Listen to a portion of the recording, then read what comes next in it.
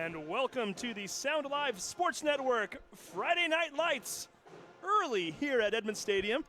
It is the Mountain Lake Terrace Hawks wearing the home black uniforms versus the Shorecrest Scots wearing the road whites. Steve Willits, and I will be joined by Jody Wallace here shortly. Mountain Lake Terrace with the opening kickoff. Onside kick attempted.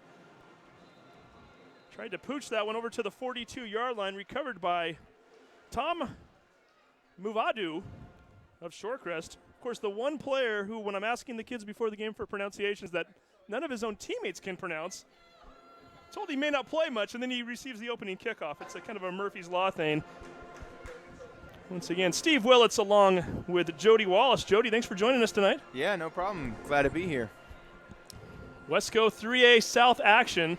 Mountain Lake Terrace coming into this game with an overall record of 3 wins and 1 loss, 2-1 in conference play. Shorecrest also with a 3-1 record, 1-1 in conference play. And they will have the ball first. Opening kickoff, hand up the middle. That is number 30, Luke Latawa with the opening carry. Gets ahead for a gain of 4 yards. Try to get to the starting lineups for Shorecrest as we go along. They did not provide us with any opening lineup, so we'll do our best to get you what you can. Can already tell a little bit of a change up with the linebackers for Mountain Lake Terrace. I see that Michael Liddell's in. Incomplete pass. That one was intended for number 1, Brigham Weaver. Ball was thrown by the starting quarterback, number 12, John Koss. Koss is a 5'11", 175-pound junior. We know Koss can throw a little bit, too. He had a 4 TD pass game earlier on in the season. A little bit different from what Shorecrest is accustomed to. Now we're looking at a 3rd and 6 coming up for the Scots on their own 46-yard line. Koss to throw in the dirt. Skips that one to his intended receiver. That was number 11. That was Marvin Young. Ball's incomplete. That's going to bring up 4th and 6.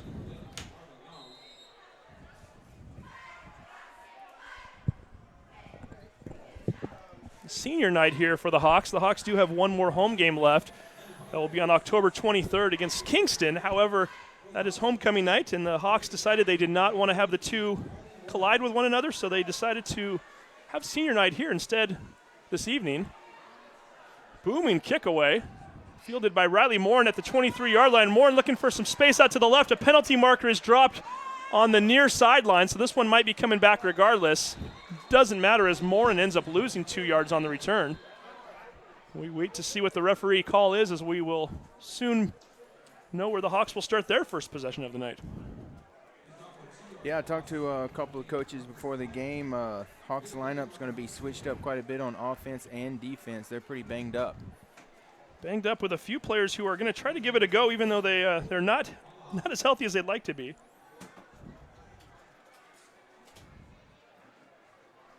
Hawks are led by number 1 quarterback Mikey Jensen, the senior. Jensen, who has shown that he can get it done both in the air and on the ground this year. However, he's a little bit banged up right now. We may not see him running as much tonight. Yeah, if I'm the coach, I'm going to try to let him hand the ball off and throw it and keep him away from running the ball as much as possible. He's pretty banged up, and try to get him healthy. And looking at the starting lineup, the offensive line fairly similar to what it's been all year.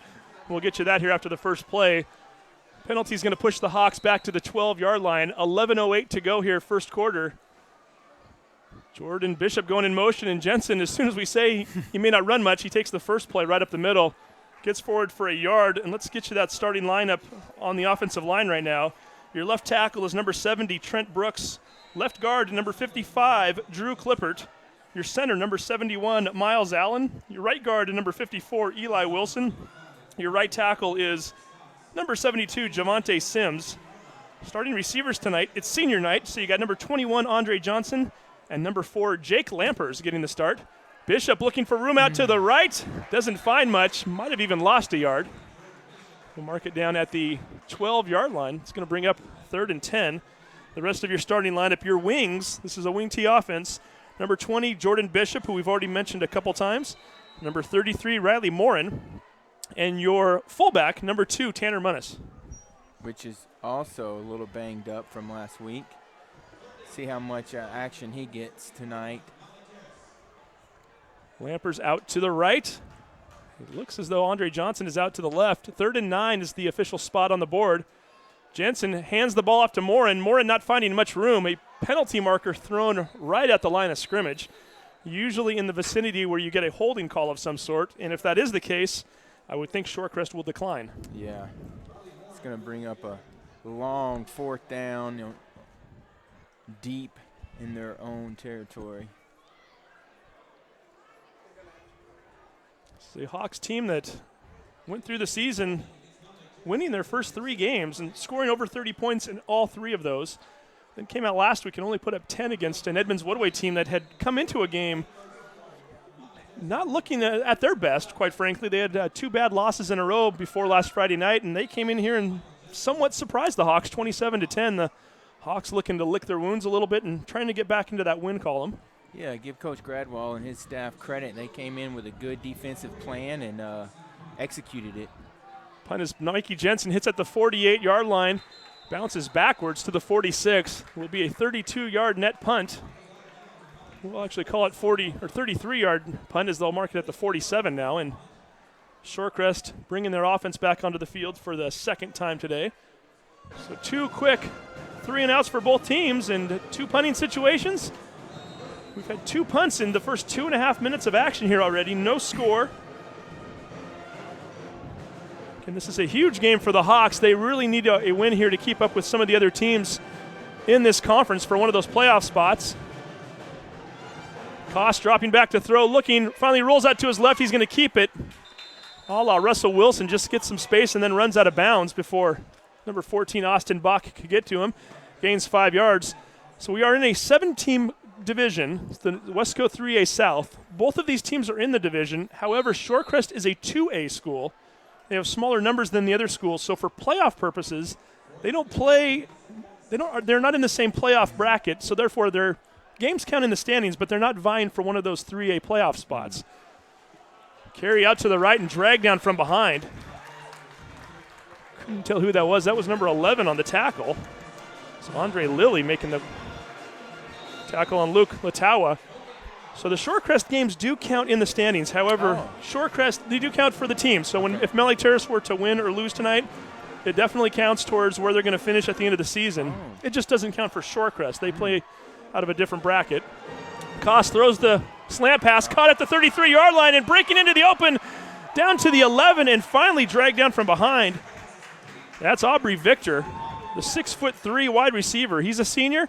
Does a nice job to pick up 32 yards and give Shorecrest a first down here inside the red zone for the first time tonight. And he's slow getting up.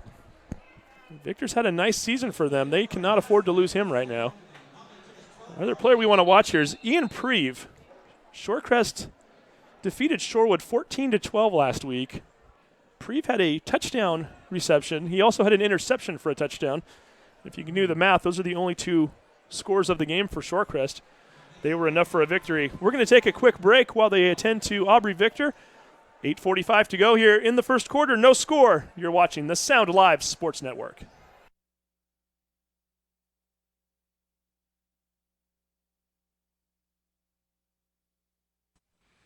Clogged drain? Other plumbing problems? Call Action Jackson Plumbing for 24-hour service.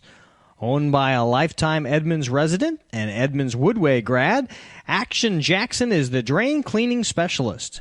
They can unclog most internal drains for only $99 plus tax.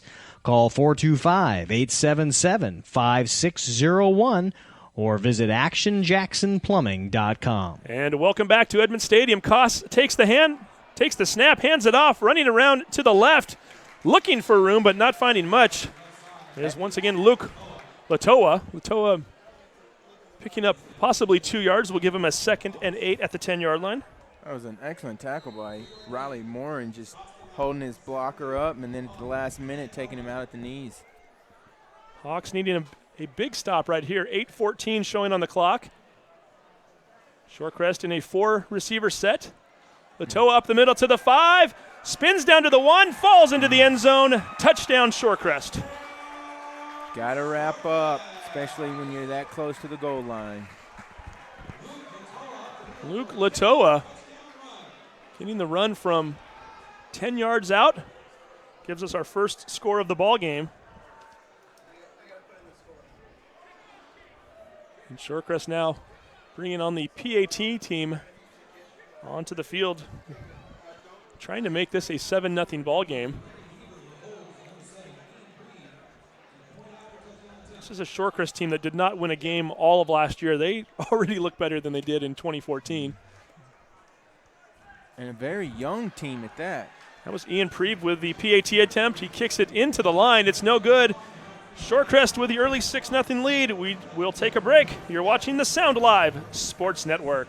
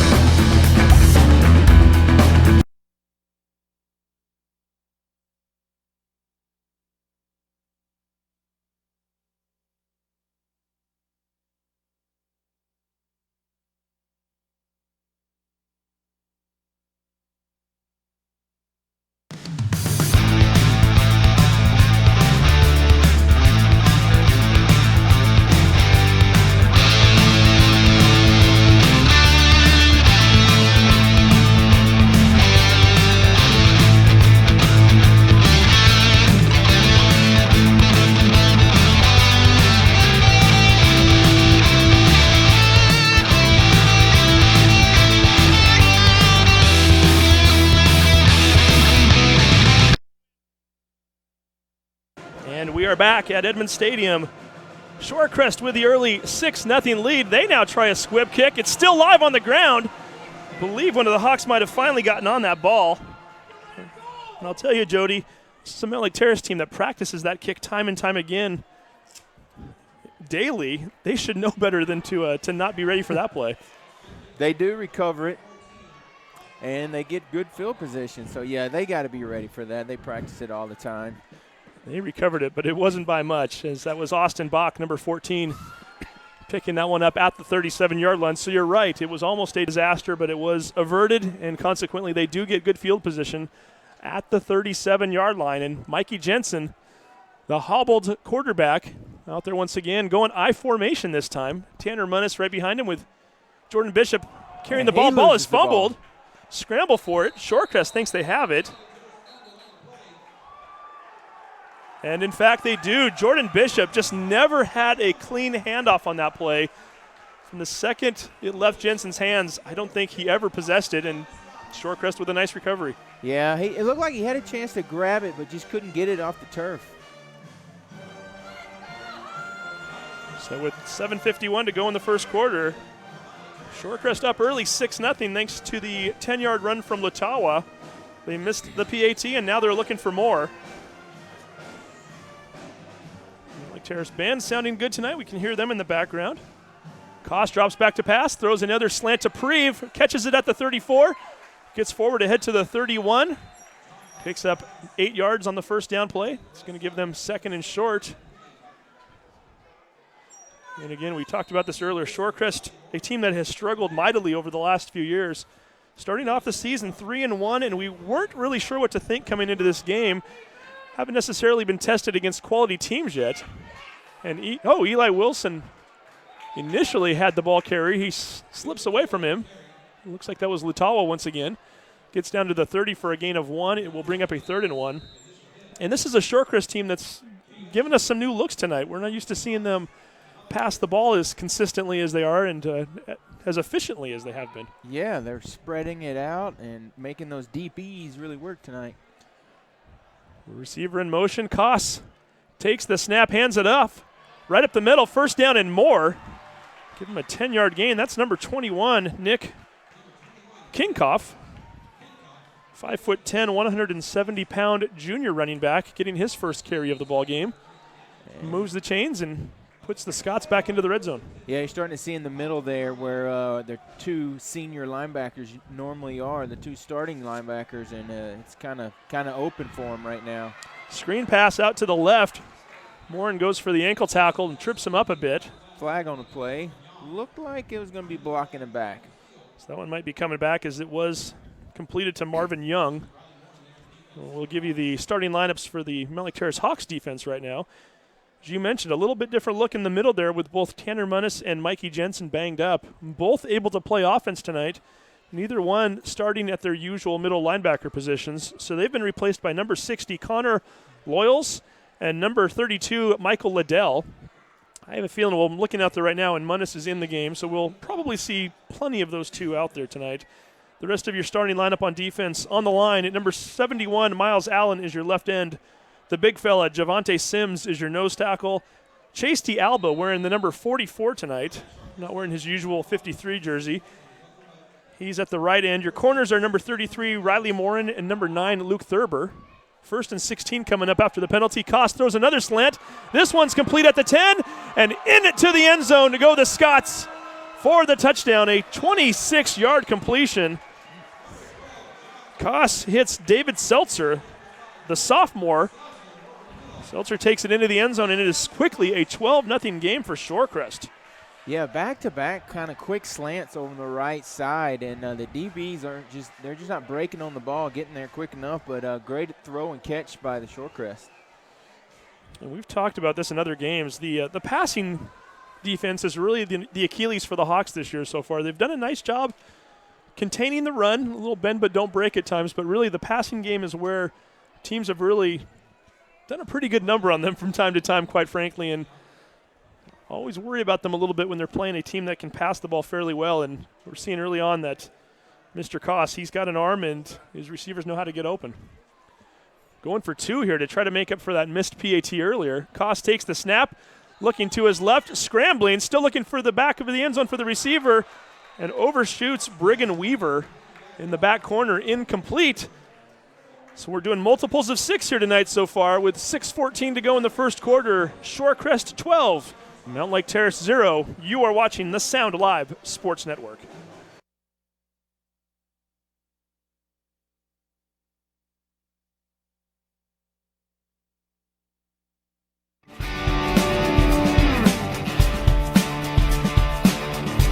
Shoreline Community College and Puget Sound Auto Dealers Association have been recognized internationally for its pioneering in finding a new way to deliver technical training for automotive repair.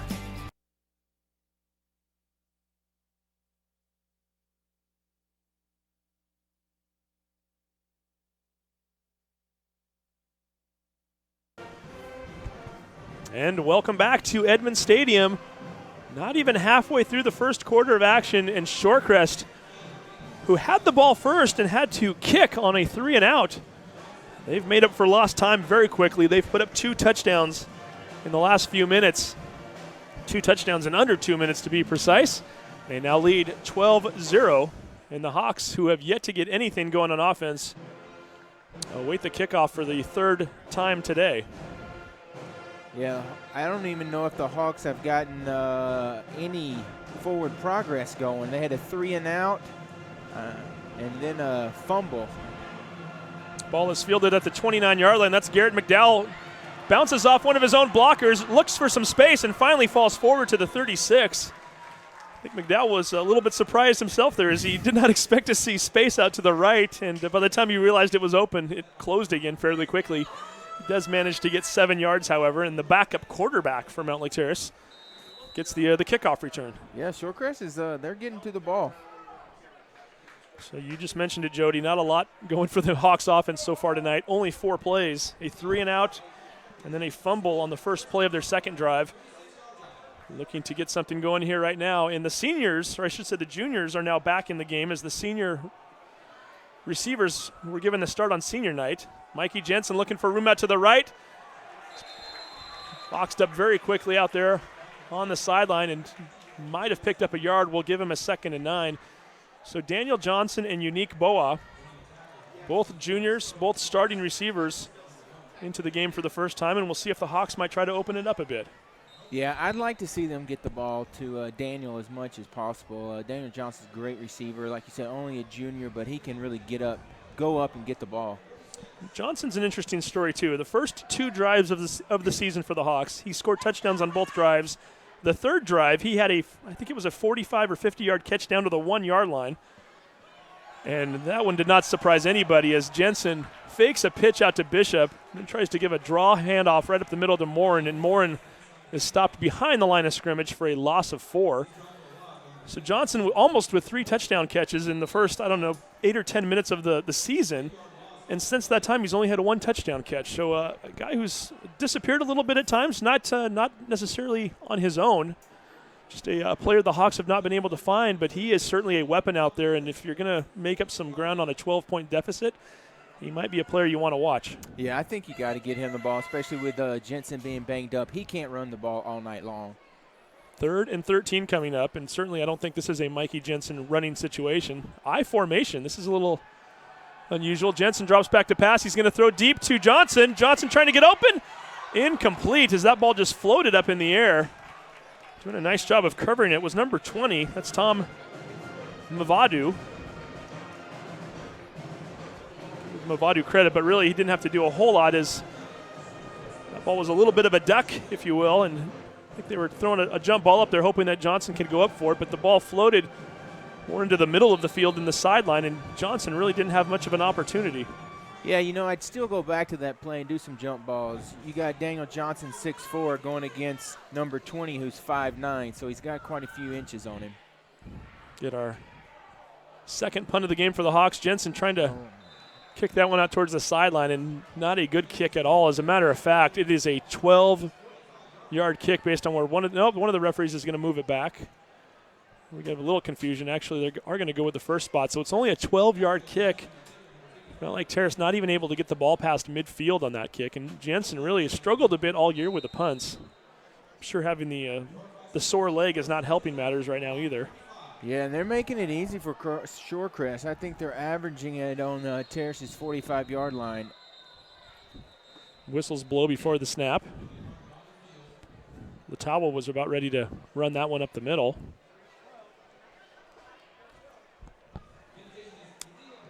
And when it rains, it pours, and the Hawks, who only netted 12 yards on the punt, are now going to give the Scots 5 more yards as they are called for an illegal participation penalty.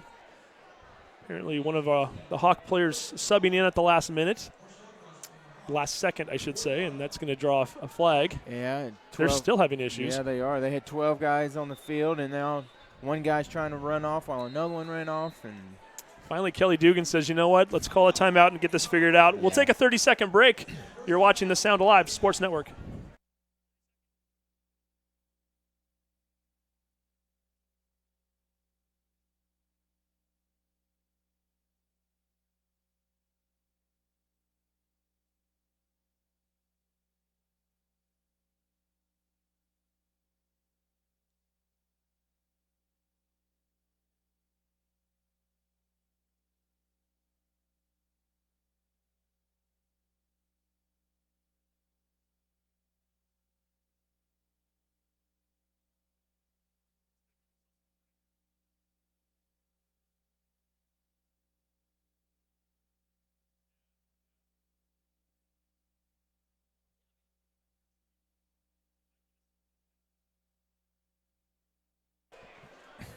And we are back at Edmund Stadium. Steve Willits along with Jody Wallace up in the press box where things are going pretty good for us. Unfortunately for the Hawks, not so much on the field.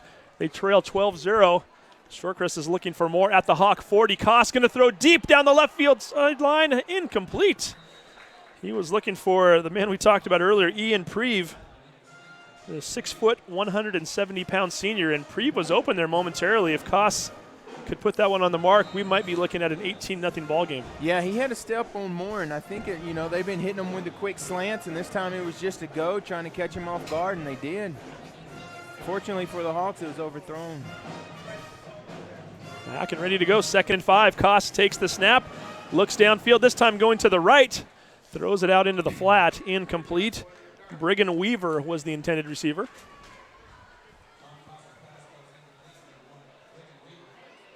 So we've seen a throw to the left, a throw to the right. Does that mean this next one is in the middle? I would give it to number 30 in the middle. Actually, he's been tough for the Hawks to bring down, and he's been running hard. Number 30 is Luke Latawa. He has a touchdown already here in the first quarter. 3rd and 5. Scott's needing to get to the 35-yard line for a first down. 4 receiver set. Latawa takes the handoff. He slipped initially and gets drilled at the line of scrimmage. Javante Sims in on the tackle, as well as number 44, Chase D'Alba. I'm not sure what happened there. I think that was intended for Latawa from the get-go. However, when Latawa went to move forward, he just lost his footing. It looked like a little draw, and then, Latawa just slipped and was met by some of the D linemen. So Aubrey Victor, who we saw go out with an injury earlier, is back in the game to punt. This ball will be snapped from the Hawks' 43-yard line. Riley Morin back at the 13, awaiting the kick. Victor getting off a very nice kick. It's going to bounce at the 11 and takes a Mount Lake Terrace hop to the 15-yard line. Only a 29-yard punt. And the Hawks will take their 4th possession of the game at the 14-yard line now as one of the referees steps inside that 15-yard marker. So give Victor a 30-yard kick.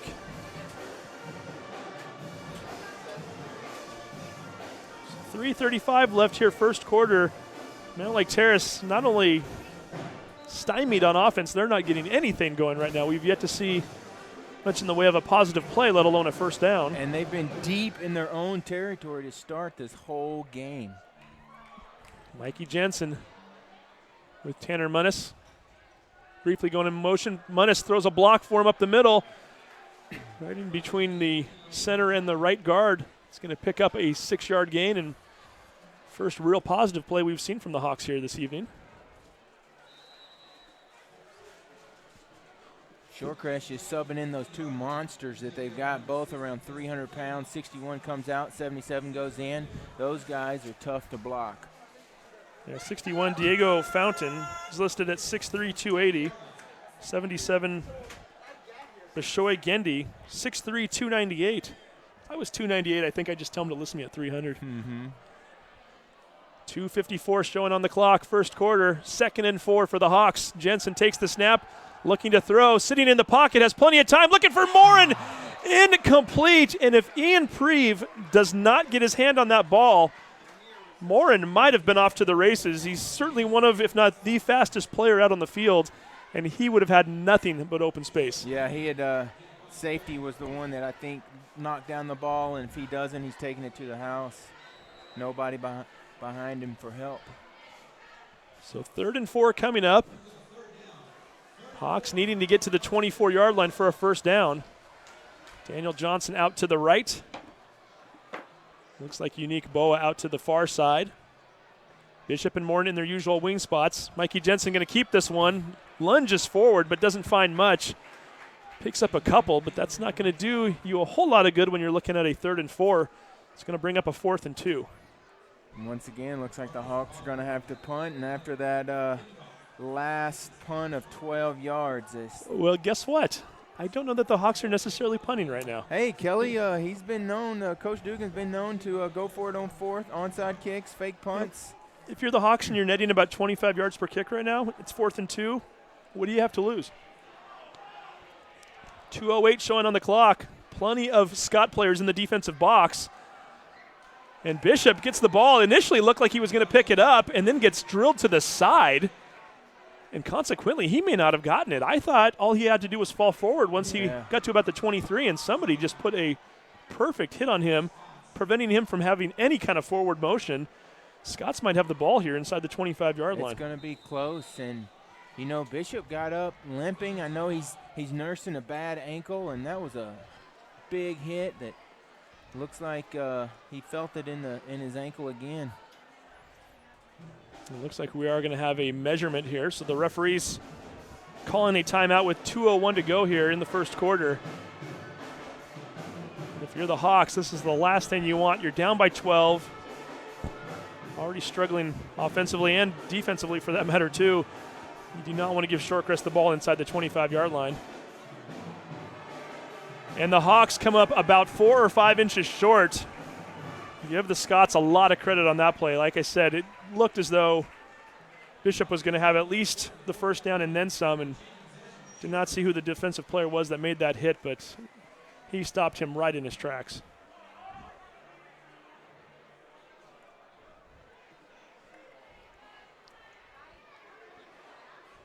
So the Hawks defense already out on the field. Waiting Shorecrest wearing the all-white uniforms tonight.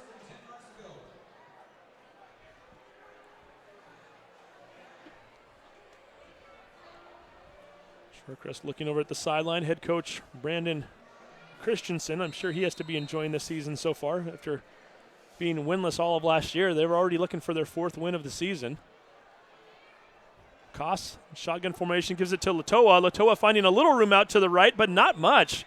The Hawks closed that one up fairly quickly. Held them to a 3-yard gain, which will bring up a 2nd and 7.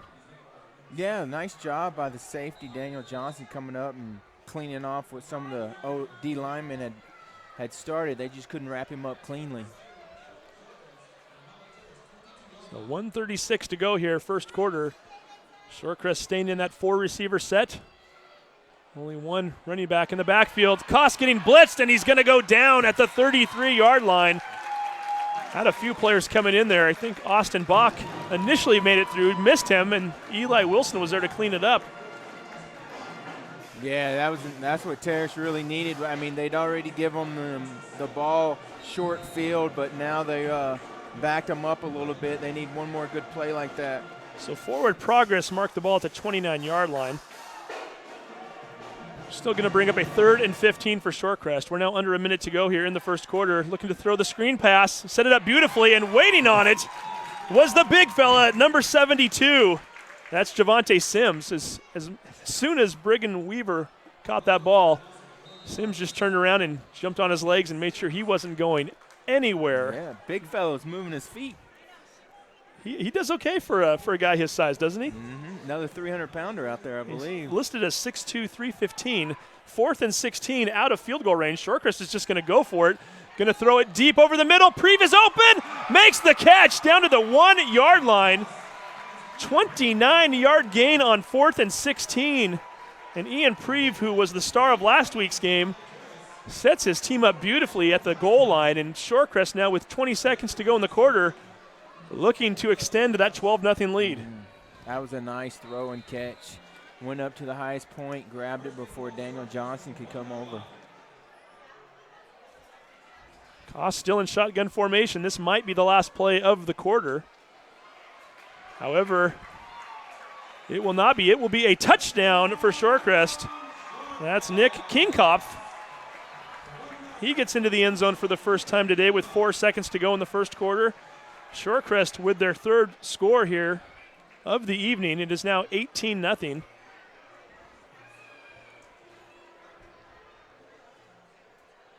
As Kingkopf, the junior, lunges in from a yard out.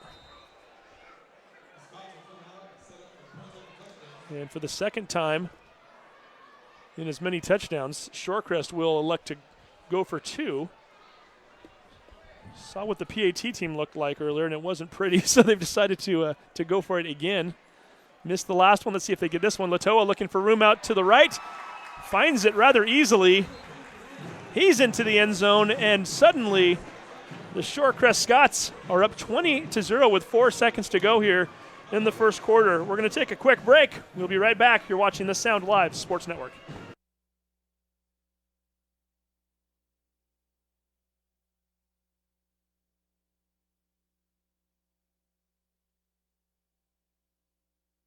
Hey sports fans, do you want to know when and where your favorite teams in the West Coast Conference are playing? Who won the game last night and what the current standings are? Well, it's easy to find out on westcoathletics.com. The information is entered by athletic directors and coaches, so you know it's accurate and up to date, making westcoathletics.com the place to view official scores, schedules, standings, and photos for all the schools and all the sports in the West Coast Conference.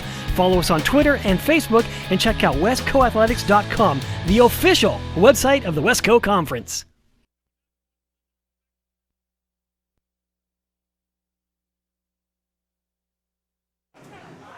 And welcome back to the Sound Live Sports Network. A bit of a shocker here at Edmund Stadium. Mount Lake Terrace falling behind Shorecrest 20-0 in the first quarter. Yeah, you know, both these teams come in 3-1. I think everybody was expecting it to be close, but not 20-0 in the first quarter. Assume this will probably be the last play of the quarter, although I said that a moment ago. Morin at the 5, running it up the middle, finding some space, finding an opening, stays on his feet, gets by one tackler to the 45, the 35, the 30, the 15, the 10, the 5. There's Touchdown, the Terrace!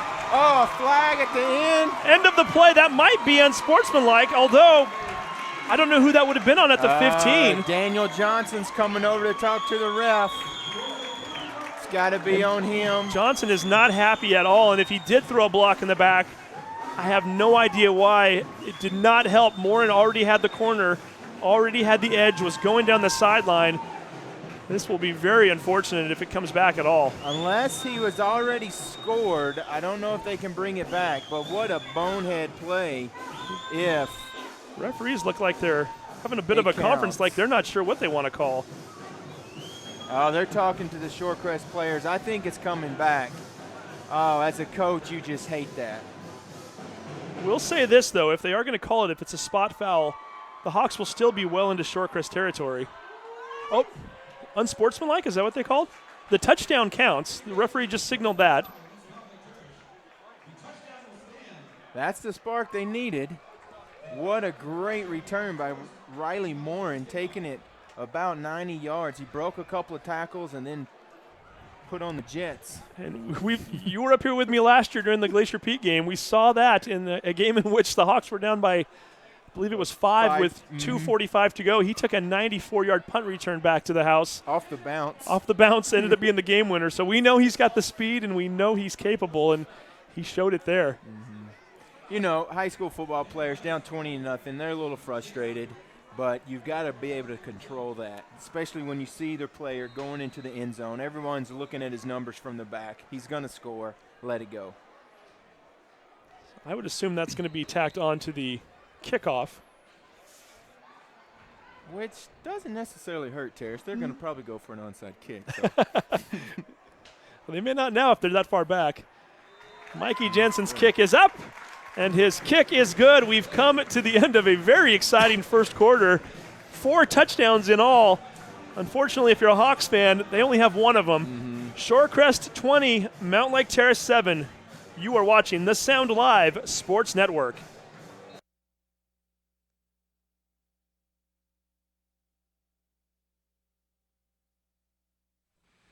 Clogged drain? Other plumbing problems? Call Action Jackson Plumbing for 24-hour service. Owned by a lifetime Edmonds resident and Edmonds Woodway grad, Action Jackson is the drain cleaning specialist. They can unclog most internal drains for only $99 plus tax. Call 425-877-5601 or visit actionjacksonplumbing.com.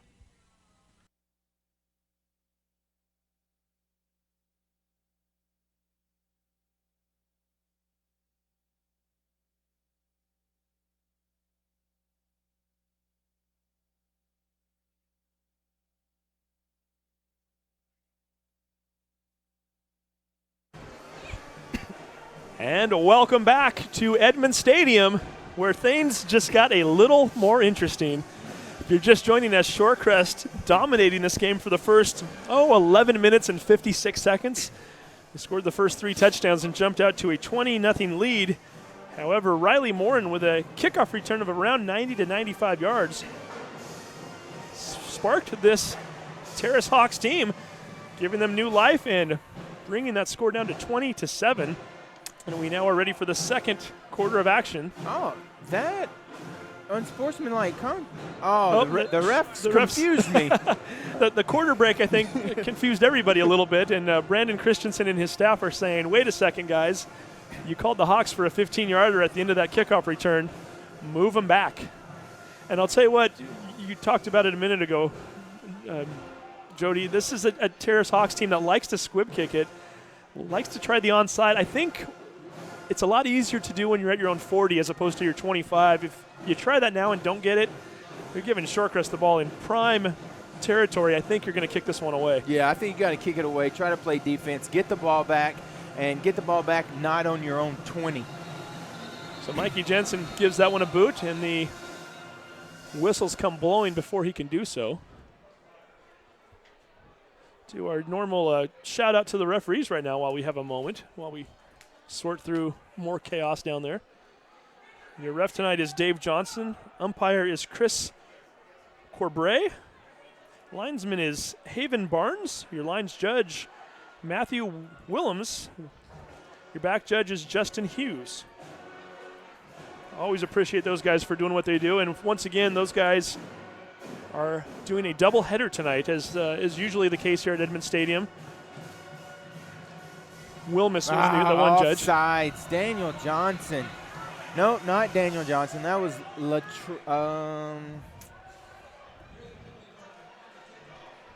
Michael Liddell.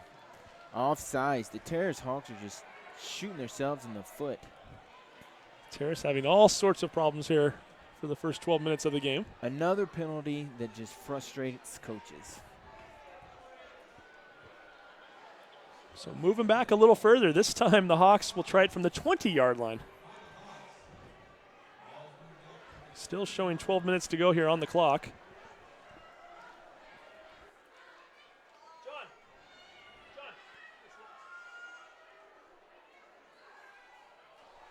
Trying to get you some stats here also for the first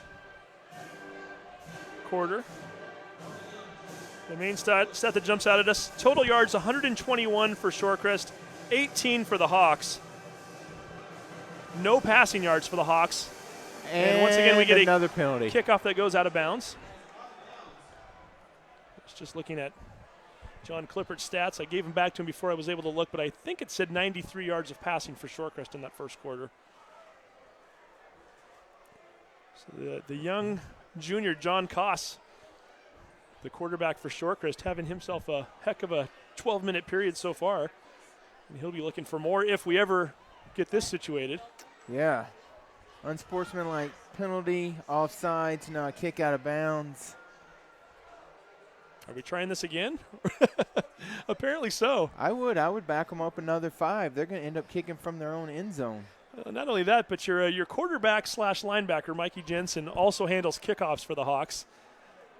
I mentioned it before. He already has a sore leg. Might have sore legs. Either way, it's either your plant foot or your kicking foot. Not an easy thing for him to have to continue to do time and time again, and continuing to kick the ball, then having to reset and do it again. Actually, as soon as I say that, it looks like, oh no, I take it back. Mikey still is out there. So Mount Lake Terrace will try this one more time, this time from their own 15-yard line. Keep in mind the usual kickoff spot is the 40.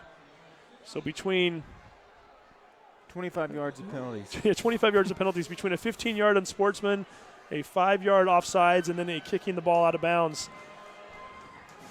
The Hawks are just moving back further and further, and your return men for Shorecrest, they're lined up at their own 34, probably going to get the ball in better position than that even. They field it at the 35-yard line, getting a nice little run past midfield and spinning past a would-be tackler is number 11. That's Marvin Young. Young picks up 20 yards on the return into Hawk territory, and Shorecrest will start off the second quarter of action at the Hawk 45. You know, after all of that and putting them on the 45, not too bad. Yeah, it's right around where they normally started with the Hawks doing that onside kick thing they do. So I guess it's not with much the different. Onside kick and 12-yard punts. We're finally going to get to play offense here, or play at the line of scrimmage from the quarter. Is that took a while. 11:53 to go. Latoa looking for space and finds it out to the right. Gets by one tackler and almost spins off of Riley Moore. And however, he is finally brought down at the 37-yard line, but not before picking up 8 yards on the play. That's a kid you got to come in. You can hit him hard and you can hit him low, but you're going to have to wrap him up because he can take those hits and just keep going. Well, Latoa with a nice night so far. We'll get you stats for the individual players here in a little while. So they're being kept down below us. 11:23 to go in the first half. And looking for room in the middle and not finding much is Nick Kingkopf. Might have picked up a short yard. Going to be 3rd and 1. Shorecrest wasting no time. They're going no huddle. Trying to catch the Hawks off guard. Need to get to the 35 for the first down. Koss, shotgun formation. He's going to throw this one. Nice little curl to Preve. Preve catches it at the 33, gets forward to the 31, and moves the chains on a 5-yard gain. That's a little play I'd like to see the Hawks run with Daniel Johnson. The corner's off 15 yards. They just throw a quick hitch, pick up 8, and keep going. You coached high school for a while. That's a play that I don't understand why we don't see more of, period. It just seems to me like if you can get those receivers spread out there, you've got your defenders playing back a ways. Why not a 5-yard hook every once in a while or a curl? Well, and especially nice spin-off for Kickoff. He finds a little bit of space and then some. Finally brought down right around that first down marker. Needed 10, and he got just about that. So we wait to see what the chains do here. You know, especially with the quarterback and the receivers that the Hawks have, when you've got Mikey Jensen, he can get the ball out pretty quick, get it out there fast, and you got a receiver that can grab it and go. They marked that one down at the 22, so we'll give him a 9-yard gain, 2nd and 1. Going to throw a little screen out to the right, making the catch and spinning forward for the first down before being thrown down violently by Daniel Johnson. That's number 11, Marvin Young. Young picks up the first down, and Shorecrest once again on the move and into the red zone here. With 9:53 to go, second quarter, they already have a 20-7 lead, and they're looking for more. This time, Shorecrest sending out a trips to the left side. We've seen a lot of sets today where they've had 2 receivers on each. This time they're going to give it to Latoa. Latoa breaks off a couple of tacklers. He's finally stacked up at the 10-yard line after picking up 4. Give him a 2nd and 6. Seems like when they go that trips, they spread out terrace, and then they just give it to the big guy up the middle. Yeah, we haven't seen them throw it that much yet. Although the second you do that, you can all of a sudden lull the defense into thinking you're going to run, then throw a nice bubble screen. Hawks are going to call a timeout. We'll take a 30-second break. You're watching the Sound Alive Sports Network. Clogged drain? Other plumbing problems? Call Action Jackson Plumbing for 24-hour service. Owned by a lifetime Edmonds resident and Edmonds Woodway grad, Action Jackson is the drain cleaning specialist. They can unclog most internal drains for only $99 plus tax. Call 425-877-5601 or visit actionjacksonplumbing.com.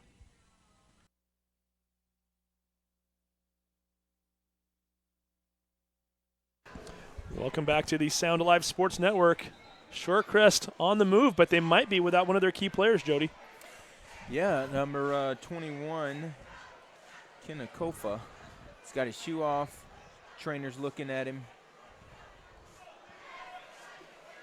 And Kickoff, who's already been in the end zone once today, a pretty vital part of what they've been doing on offense. They've been running him and Latoa quite a bit, as long as they keep Latoa healthy. Trips once more. Latoa takes it up the middle to the 5. Still lunging, fumble the football. Riley Morin picks it up. Trying to break out of a tackle. Don't think this is going to be a safety as they'll mark him down at the 3. And the Hawks with a huge break as Latoa got through the first line of defense, was heading towards the end zone. And I don't know if somebody popped the ball out from behind or if he just lost it. But the ball comes squirting out, and Riley Morin picks it up right around the goal line and gets forward to the 3. Yeah, you know, I wasn't looking at the play because I noticed over here for Shorecrest that's number 22, Victor's also on the sideline. So 2 of their really good backs are both over here by the ice bucket. Oh, you're talking about 24, Victor Aubry? No, 22, Victor Aubry. Oh, 22. Okay, so Aubry's over there and Kickoff. That's not good.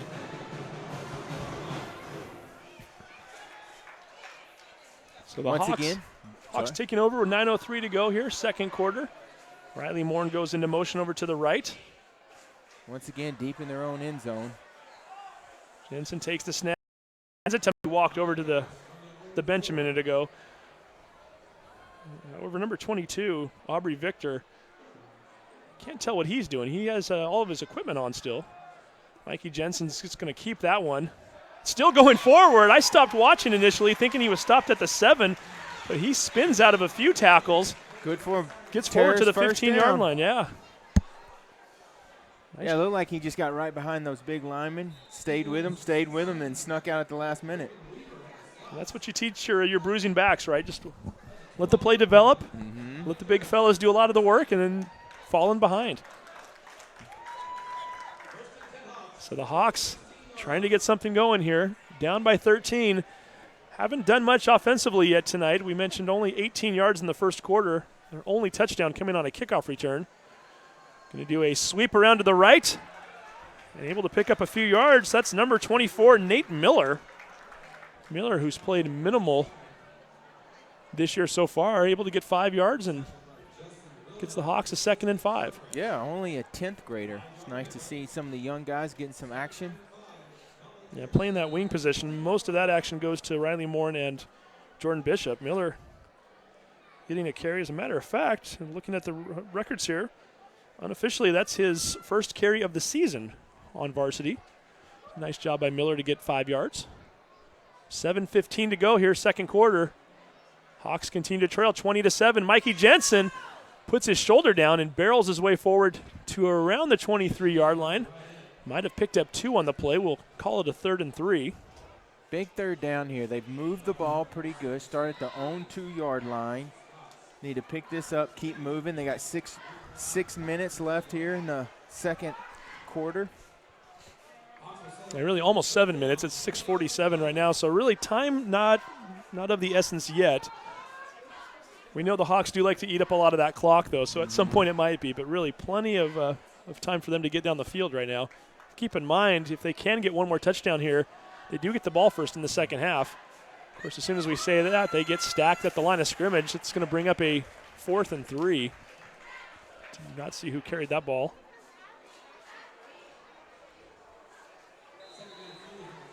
That might have been Miller again. It was. Was it Miller? Yeah. 2 carries on one drive. This time doesn't work out quite as well as the last. And Mikey Jensen once again will be back to punt. Rico De La Guardia is one of the return men back. Ian Preeve the other.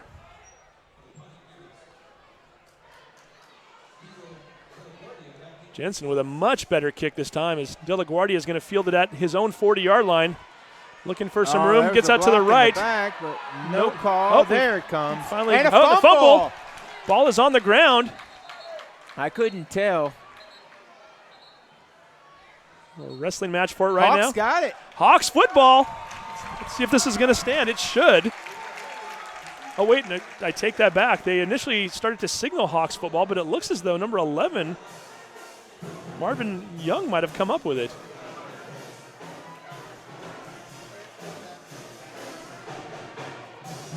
I think that is, in fact, the case. Yeah. Young was able to retrieve that ball and keep it for Shorecrest. However, they will be moved back here with this penalty. No, they did get it. Penalties declined. Terrace football on the 45. Interesting. So the Hawks apparently do have the ball. I'm not sure what happened there, unless they're saying that Nate Miller had the ball at the bottom of the pile. He jumped up and just laid it down, and then Marvin Young was holding on to it at the end. But you are right. It does, in fact, appear as though Nate Miller came up with that fumble. Hawks with the ball at their own 45. Just the break they needed. Keep this drive going. So 5:39 to go here in the second quarter. Hawks trailing 7-20 as Munnis shifts from left to right. Throws a lead block for Jensen. Jensen spins off of one tackler. Falls maybe forward for another yard in the middle. Gets ahead to the 48, a gain of 3. We're talking about earlier getting Daniel Johnson in the game. He's sitting over there one-on-one. The DB's 5'9". He's 6'4". I'd like to see a pass going his way. Well, let's see if Jody Wallace is a prognosticator right here as we No safety in the middle. we might be seeing something right now. Let's see if the Hawks recognize the same thing Jody does. Jensen looking in that direction. Right there it is. Rolls out to his right, Instead, puts the he ball goes for a away. run. Puts it away and gets down to the 44-yard line of first down as he picks up 8 yards on the play. Got a little excited there. I noticed. I called it from the booth. And they're now going to spot it back at the 45. It still should be a first down either way, and is. So the chains are moved. Nice job by Jensen to pick up that first down. Initially, it looked like he was open. I don't know if Jensen just was expecting a different route or what the situation was. He, at any rate, gets the first down regardless. So Hawks moving the ball down the field. Played it safe, picked up 5, got the first down. 4:28 to go here in the first half. Shorecrest 20, Mount Lake Terrace 7. Jensen takes a low snap, fakes the handoff to Munnis. Drives up the middle, might have picked up a yard and a half. You know, earlier, before the game started, we were talking about how maybe Jensen might take it easy, let the other running backs do the work, but he's calling his number quite a bit. I'm trying to think, you coached Mikey, I guess, his sophomore year. Sophomore year. Tough kid. He is a tough kid.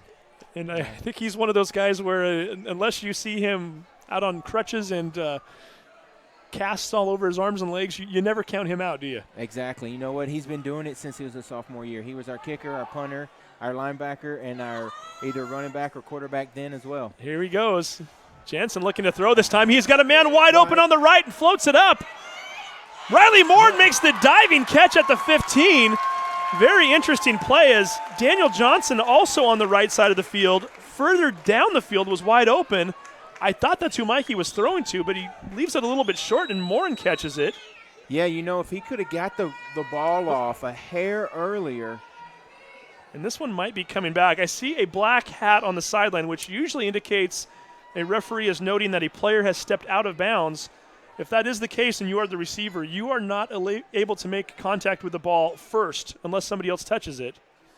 And that's exactly what they're going to call is. Yeah, Daniel Johnson had a step right off the bat, and I thought that's who Mikey was going to go to. And then heads-up play by Morin if he just underthrew him. A 29-yard catch wiped out. And I'm really a little bit baffled at the fact that Jensen, I don't know if Jensen didn't see Johnson running down the field or if he just left it short, but he had a wide-open Daniel Johnson. I mean a wide-open Daniel Johnson. 3:31 to go here in the half, and the Hawks, who are looking at possibly having a 1st and 10 at the 15-yard line of Shorecrest, not only did they lose the 29-yard catch, but they also get a penalty tacked onto that play. So it's going to move the ball all the way back to their own 41, which makes it 2nd and, shall we say Shoreline? It's North Seattle or somewhere thereabouts. No, it's matter of fact, they're not even sure what to do up on the board right now. As we do a little quick math, that's 24 yards to the first down marker. It is, however, 2nd down still, as they do not lose a down on the play. Jensen looking to throw this time, fading out to his right, flips it over to Tanner Munnis.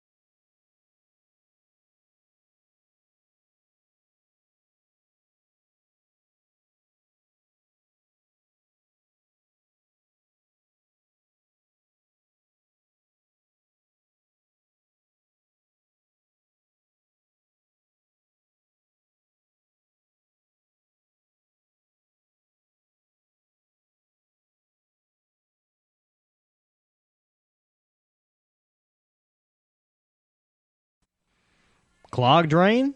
Other plumbing problems? Call Action Jackson Plumbing for 24-hour service. Owned by a lifetime Edmonds resident and Edmonds Woodway grad, Action Jackson is the drain cleaning specialist. They can unclog most internal drains for only $99 plus tax. Call 425-877-5601 or visit actionjacksonplumbing.com.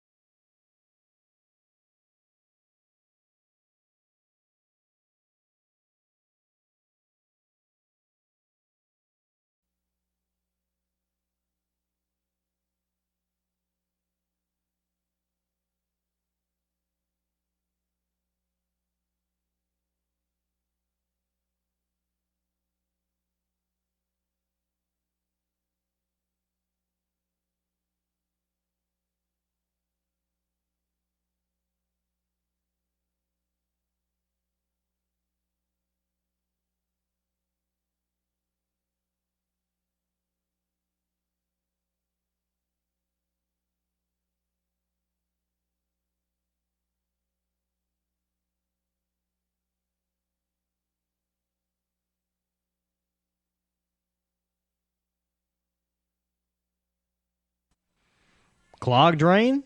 Other plumbing problems? Call Action Jackson Plumbing for 24-hour service. Owned by a lifetime Edmonds resident and Edmonds Woodway grad, Action Jackson is the drain cleaning specialist. They can unclog most internal drains for only $99 plus tax. Call 425-877-5601 or visit actionjacksonplumbing.com.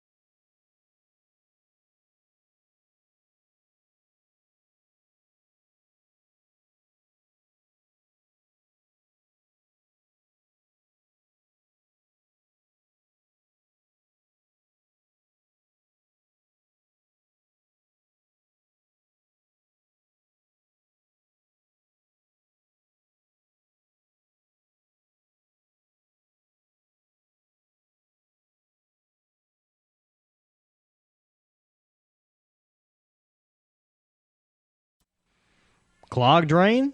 Other plumbing problems? Call Action Jackson Plumbing for 24-hour service. Owned by a lifetime Edmonds resident and Edmonds Woodway grad, Action Jackson is the drain cleaning specialist. They can unclog most internal drains for only $99 plus tax. Call 425-877-5601 or visit actionjacksonplumbing.com.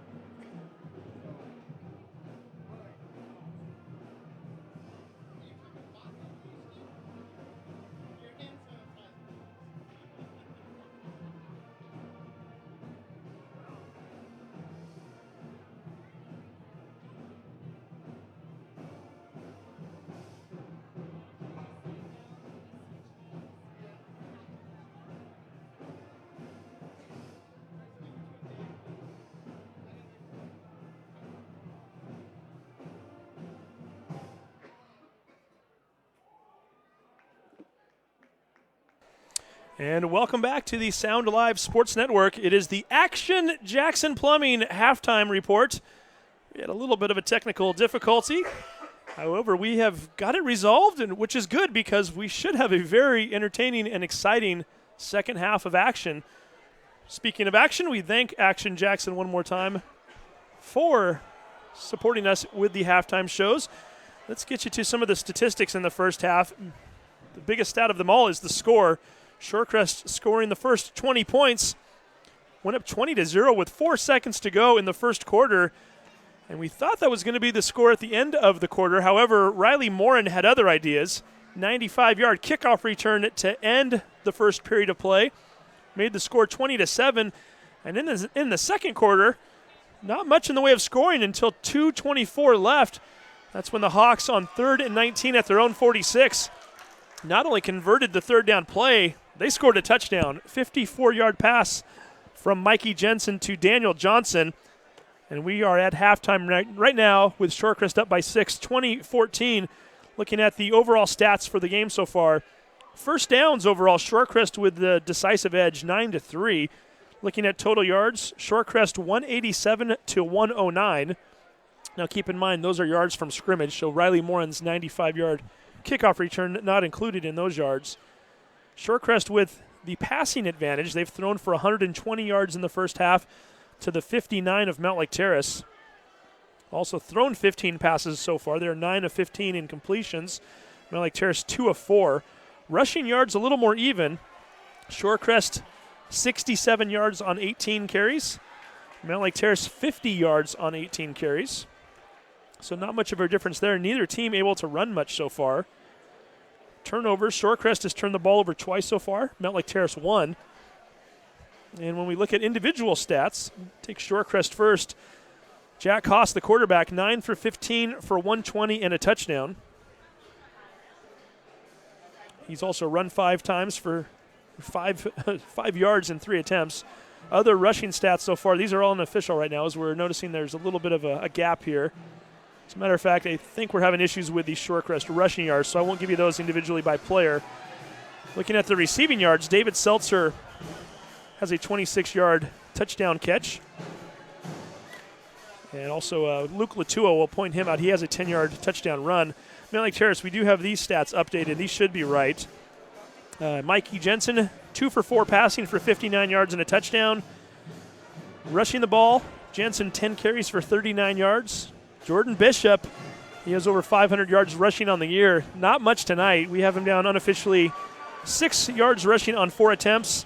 Riley Morin, 5 yards on 3 attempts. Receiving, this is easy. There's only 2 catches so far for the Hawks. Tanner Munnis with a 5-yard catch. And then Daniel Johnson with the 54-yard touchdown reception. So those are your yards as we have them right now at halftime. Once again, total yards 187 to 109. Advantage Shorecrest. Mount Lake Terrace will have the ball first to start the second half.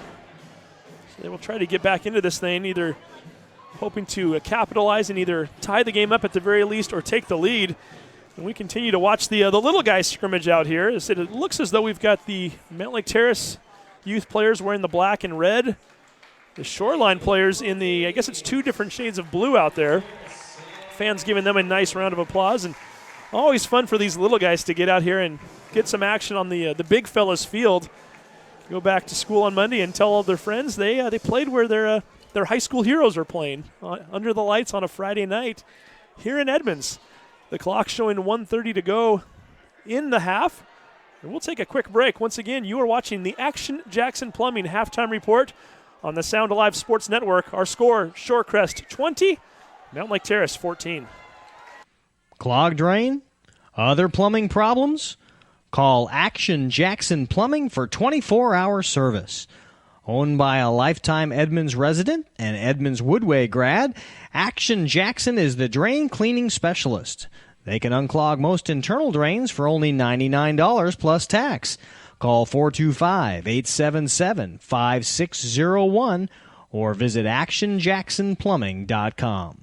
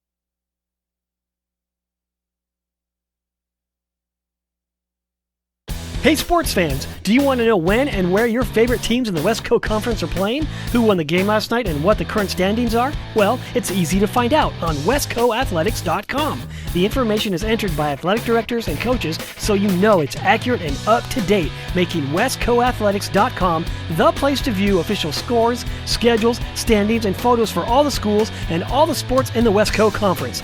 Follow us on Twitter and Facebook and check out westcoathletics.com, the official website of the West Coast Conference.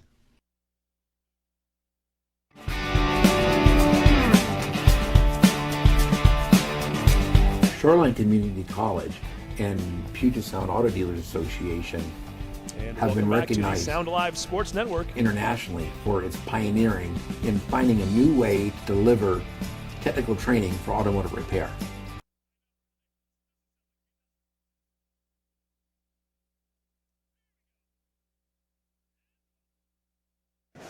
And welcome back to the Sound Alive Sports Network.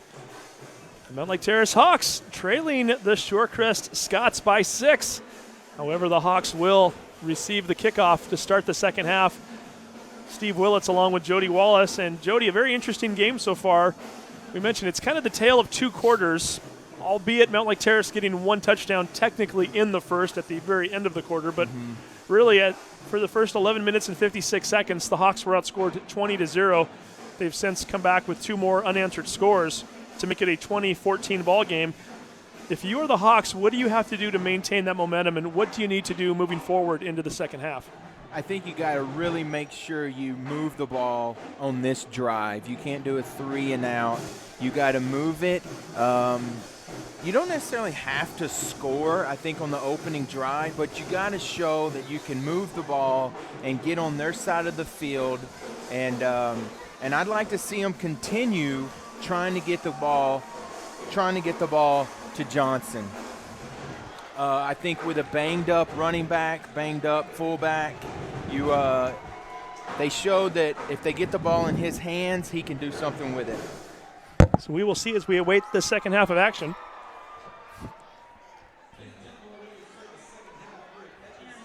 And Mount Lake Terrace with a little bit of an opportunistic defense there also, taking advantage of two fumbles by Shorecrest there in the second quarter, one of which came at the 3-yard line as Shorecrest looked to be going ahead by another 3-touchdown margin before a Luke Lutoa fumble, which was recovered by Riley Morin, took place. And then the Hawks getting another break on a punt return fumble, which they were able to recover at their own 45, and a few plays later is when they threw that 54-yard touchdown pass. So really the Hawks taking advantage of those opportunities, but you'd like to think if you are coaching them up, you don't want to have to need opportunities. You'd like to get a little something more stable going on the offensive side of things, and we're going to find out very quickly if they can do that. Yeah, being an ex-Terrace coach, I'm always looking at it from their perspective. But if you look at it from Shorecrest, they really gave those 14 points to Terrace. They were going in to score to be up 28-7, and then all of a sudden they fumble. And so I'm sure the coaches talked about protecting the football at halftime, getting a 3 and a punt on this first possession. So we'll see what happens. We will indeed. Ian Creve is ready to punt, or ready to kick off. He's talking punts, and I'm all confused now. Ball is going to be fielded at the 15 by Riley Moore, and he's already returned one for a touchdown. Tries to get outside, and so far isn't able to find anything, but finds an open space. Cuts it back to the left. He has an opening to the 50, the 45, and is finally dragged out at the 39-yard line of Shorecrest. Riley Morin taking what looked to be a 15-yard return and almost takes it back to the house. Excellent return by Riley Morin, not giving up on that side, seeing that he can break it to the left, goes for it, and picks up another 25, 30 yards. Scary thing about Riley is that he is, you generally tell players, do not go east-west. You want north-south, right? Don't try to run from sideline to sideline if you have the football. Riley, though, with that speed, it works for him. He's able to make plays out of it. It does work for him. You brought up last year when he did the same thing in the Glacier Peak game. Hawks in great field position to start this second half off. 39-yard line of Shorecrest. Morin might be a little tired. He goes in motion, And Jensen looking for the slant pass that you and I were screaming for at the end of the first half, and this time it gets batted down. Yeah, he's just got to get that off a little bit quicker. But give the defense credit. He saw that, jumped up, got his hands up. That's exactly what you're supposed to do. And we continue to watch over there as left corner. Looking for him to turn sideways a little bit. That is number 20. That's Tim Muvadu. Stands at only 5'9". He's listed as 130 pounds. Johnson, who's close to 6'4". Jordan Bishop getting the handoff and not finding much room at all. Bishop, who is nursing that injury, cut down by Ian Preve right around the line of scrimmage. And the Hawks, starting off the second half, much like they did the first half, struggling to get their offense going here after a gorgeous return by Riley Moore, and have lost a yard through the first 2 plays, and now they're looking at 3rd and 11. Yeah, that was a good play by Ian. He was also the one that saved the touchdown right there on the kickoff. Not to mention he was the kickoff guy. He was the one that booted the ball away to begin with, and that's usually the last resort and helps when it's one of your better athletes, and that's what Preve is on this team. Hawks need to get to the 29 for a first down. Jensen dropping back to pass, steps up, and he gets drilled behind midfield. Might have lost 11 yards on the play. Looked as though that might have been Michael Mosley, number 55, that came in on the tackle. 6 foot, 188 junior linebacker. I'm going to call it a loss of 9 as they will spot the ball on the Shorecrest side of the field at the 49. So the Hawks now looking at a 4th and 20, and consequently they're going to have to punt on their first drive here of the second half. Jensen back into kick. Gets off another gorgeous one. Taking it at the 14-yard line. That's De La Guardia, and he's going to be tackled at the 20. I don't know if he was tackled or if he just tripped. I didn't see anyone around him. Might have been the old turf monster, huh? And he's still down. And this is not what Shorecrest needs right now. We're looking on the sideline. Number 21, Nick Kickoff, who had a handful of carries and a touchdown in the first half for Shorecrest. He is now on crutches on the sideline. We mentioned earlier that Aubrey Victor, number 22, as we look around the sideline right now, he was nursing an injury. He's now back on the field.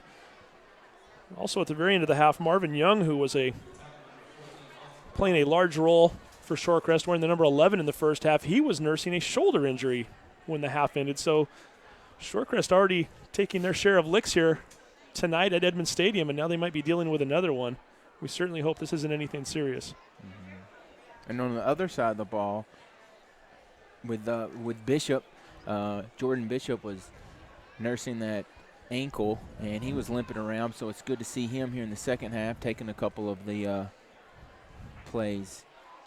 So Rico De La Guardia, sophomore, he's listed at 5'4", 115. Not a very big guy. Fairly quick, however, and like you said, unfortunately, it looked as though he might have just caught his foot in the turf, which is always a scary situation when a player goes down in a moment like that, because you'd never know if it's a knee, foot, or some other leg injury. We certainly hope that it's nothing major. And while he's down, I think we'll take a quick break. So with 10:08 to go here in the third quarter, Shorecrest continues to lead at 20-14. You're watching the Sound Alive Sports Network.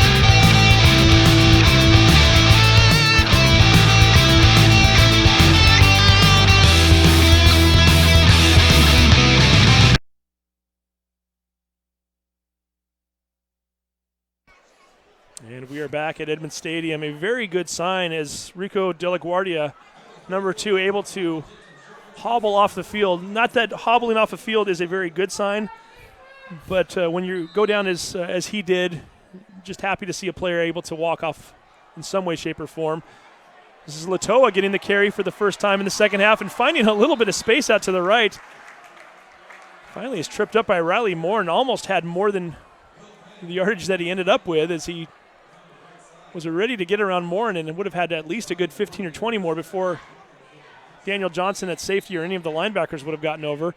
Does pick up a nice gain, gets to the 28-yard line. We'll call it a 2nd and 2. And Jack Koss, the quarterback, in shotgun formation once again.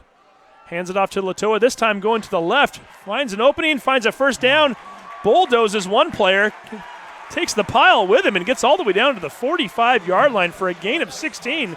Luke Latoa showing some toughness there. Yeah, we talked about that earlier. You just can't come up and try to hit him. You got to wrap him up, and I think Daniel Johnson realizes that now. So Latoa with back-to-back carries picks up 25 yards on the 2 plays. Shorecrest with their first down of the half, and that is Brigham Weaver catching the little screen pass out on the right side and gets ahead to the 44-yard line of Mount Lake Terrace. An 11-yard gain, and once again, another play that will pick up a first down as the chains move further and further down the field. Shorecrest certainly not resting on their laurels. They know they've only got a 6-point lead, and they're looking for more. Koss takes the snap. Running up the middle, that is number 8, Marcus Osborne. Osborne getting his first carry of the evening and only picks up a yard. Is it Eli Wilson that might have been in on the top? Yeah, Eli did a good job of squeezing down and just taking that play out. We invite everybody to stick around after the game for the Adrenaline Fundraising Player of the Game. Plenty of players still in the running for that, and with a lot of time left, they can certainly make their case for the award. Ian Preeve catching a ball out on the flat. Little bubble screen there. Gets ahead to the 40-yard line. Is finally wrapped up by Daniel Johnson after a 3-yard pickup. It's going to bring up a 3rd and 6. Yeah, that was a nice job of Daniel coming up from that safety position, this time wrapping them up instead of just going in for the big hit. And as a coach, that's what you teach, right? That's what you teach. Textbook right there, Daniel Johnson, the junior. Might be 4-down territory here for Shorecrest. They're on their 40-yard line of Mount Lake Terrace. Handoff goes to Latoa. Latoa looking for some space out to the right. Finds just enough to keep those chains moving. Needed 6 and might have picked up 6 1/4. Just enough for the first down. You know, he's 5'9", 160, but he runs it like he's about 225. Well, you would not guess him to be 160 just looking at him. Yeah. I mean, the eye test anyway, he looks more like he's 185, 190. You are absolutely right. He does not run like a smaller guy at all. Osborne fumbling the football. It's on the ground. Scramble for it. I think Osborne might have gotten it back. Got a very, very nice. No, they're going to say the Hawks came up with it. Riley Morin is there. Has a nose for the ball. I guess so. Morin with his 2nd fumble recovery of the night to go along with his touchdown on the kickoff return. And I thought Osborne initially had it for a quick moment. It looked like it squirted right to him, but Riley Morin. I didn't even say anything because I knew Shorecrest had the ball. But I don't know how Riley pickpocketed him. So Morin with a nice game here so far this evening. And the Hawks at their own 30-yard line, 7:23 to go here in the 3rd quarter. They still trail by 6, 2014, but this might be the opportunity they needed. Jordan Bishop goes in motion. Mikey Jensen running off of right tackle. Gets forward for a gain of about 2 yards. Jensen continuing to tough it out. Playing hurt tonight, but playing strong and playing tough. Yeah, he is playing strong. I don't see him limping, unless if I wouldn't have talked to the coaches today or watched last week's game, I wouldn't have known that he's that injured. So 2nd and 8 coming up, 32-yard line. Unique Boa coming out to the left here on the near side of the field. Daniel Johnson continues to play out to the right. Jensen is going to keep this one once again. A penalty marker thrown right into the middle of the line. It's usually where you'd find a holding call of some sort, and that's exactly what the referees are going to signal.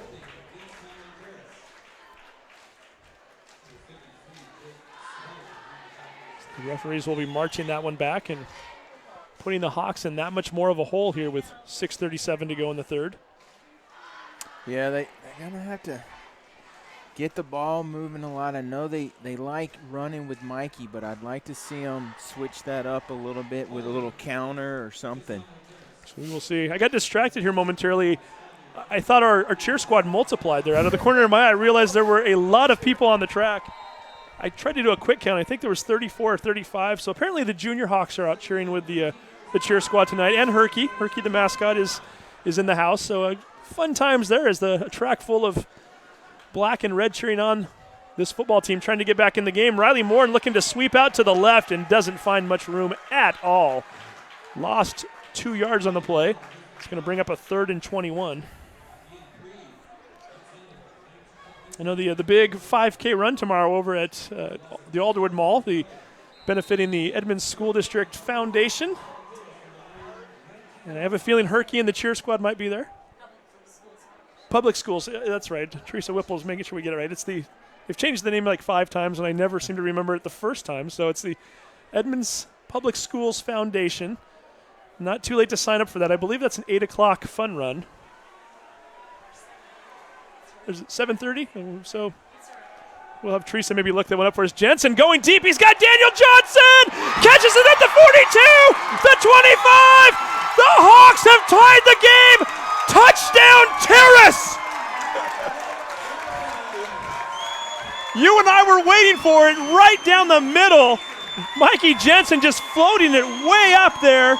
Daniel Johnson runs underneath it beautifully, catches it in stride at the 42, and he scores the 81-yard touchdown. We were talking about it the whole halftime. Daniel Johnson's got the speed. He's got the hands. He's got the length. Great job of Mikey Jensen throwing it up and making him run and catch it. That's exactly what you needed right there. And they, time and time again, Shorecrest not putting that safety back there. And when you do that and Daniel Johnson gets open, forget it. Yeah, for some reason, Shorecrest is playing them one-on-one over there. They may not be now. We'll see if they change that the next time out. And this is a huge, huge extra point coming up. This is for the lead. Jensen's kick is up. And for the first time tonight, the Hawks are out front 21-20. 5:31 to go in the third quarter. Don't leave us, folks. This game is getting good. You're watching the Sound Alive Sports Network.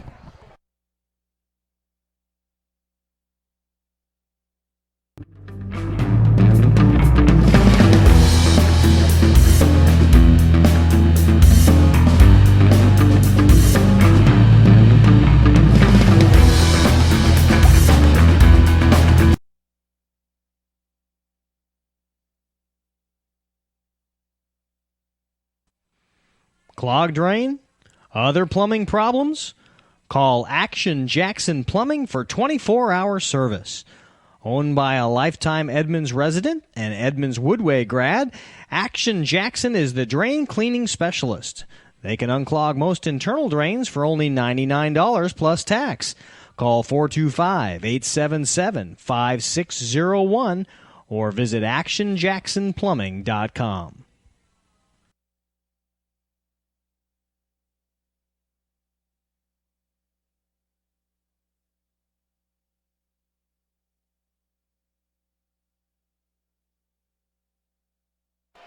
And welcome back to Edmonds Stadium, where the Mount Lake Terrace Hawks, after falling behind 20-0, have come back to take the lead at 21-20, thanks to a Mikey Jensen 81-yard touchdown pass to Daniel Johnson.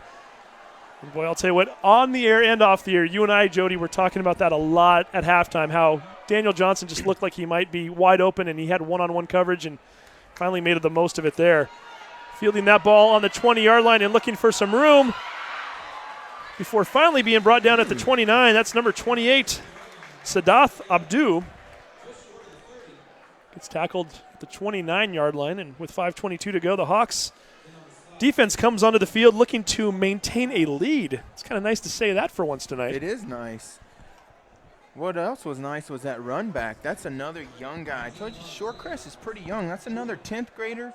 The guy earlier was a 10th grader, so there's a little future coming on here at Shorecrest. You know, noticing you and I were pointing it out a few minutes ago too off the air, the weights of some of these Scott players too. As Latoa manages to get forward for a gain of 2. I mean, I'm not knocking these guys. They're just smaller, but not a lot of weight. We got a 115-yard or a pound guy returning a kickoff a few minutes ago. 130-pound corner out there. Mm-hmm. These guys put on a few pounds and get a year better. We might see something out of the Scots next year as well. Yeah. Koss in shotgun formation, going to throw it out to his receiver out in the flat, and his receiver looking to make something happen and making a lot happen. That's Brigham Weaver, and Weaver is going to go the distance. And just as the Hawks had taken the lead a few moments ago on a big play, Shorecrest with a 69-yard touchdown pass are back out in front. They've been trying that wide receiver screen for a while, trying to get outside, and they finally did it. They were able to block the corner, get to the edge. And yeah, Weaver catching that ball, and once he was able to get outside, he was able to utilize his speed, and he had plenty of it. Nobody was catching him. Weaver is a senior. He's 6 foot 175, and the Hawks taketh and the Hawks giveth back. Mm-hmm. And Shorecrest now with a 5-point lead will go for 2 here as they look to make it an even 7-point lead.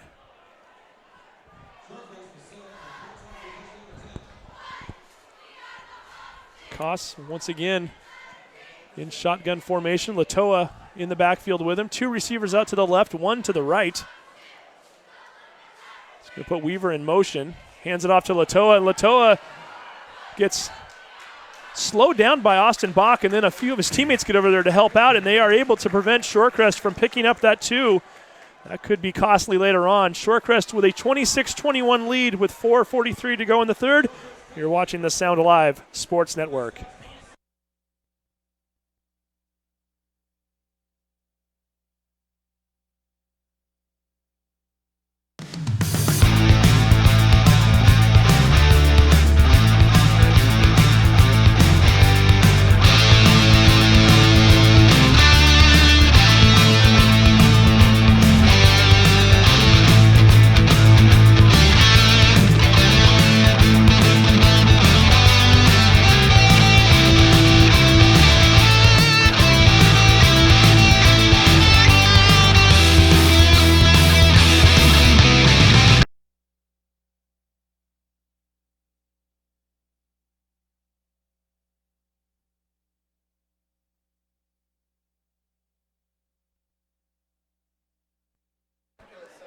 And welcome back to the Sound Alive Sports Network.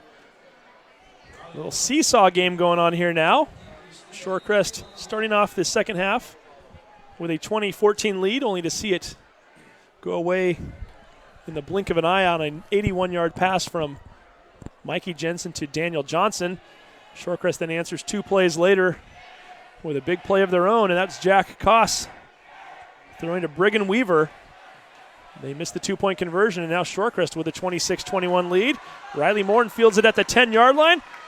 Starts to go to the left and cuts it back out to the right. And is finally brought down right around the 33-yard line. Call it a 23-yard return. I'm surprised they keep kicking it to him.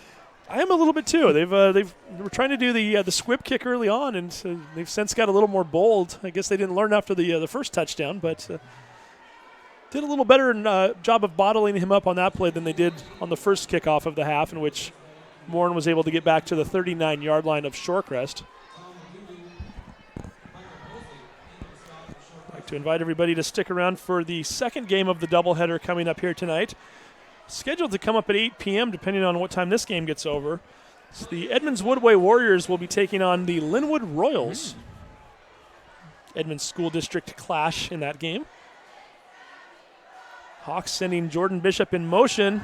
Mikey Jensen drops back to throw. He's going to go deep again, this time to Unique Boa, and Boa has it go just over his hands.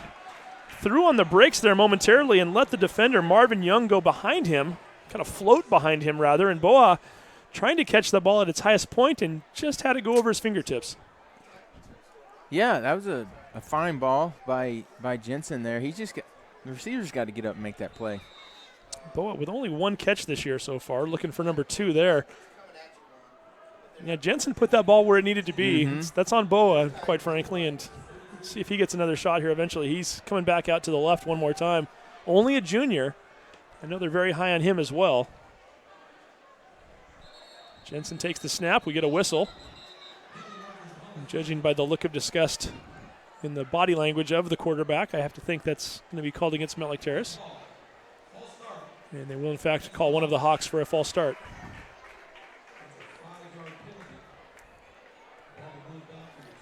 So before the snap, so no loss of down, we'll make it a 2nd and 15, coming up from their own 28-yard line.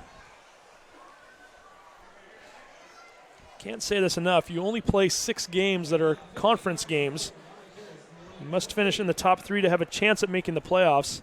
And with that loss to Edmonds Woodway last week, and knowing that you're probably looking at a loss coming up to Glacier Peak, the way that team's playing, I think everybody's going to lose to them. You need to win this game tonight if you're the Hawks. Jensen scrambling out to the right, throws it deep. He's got Daniel Johnson down the field.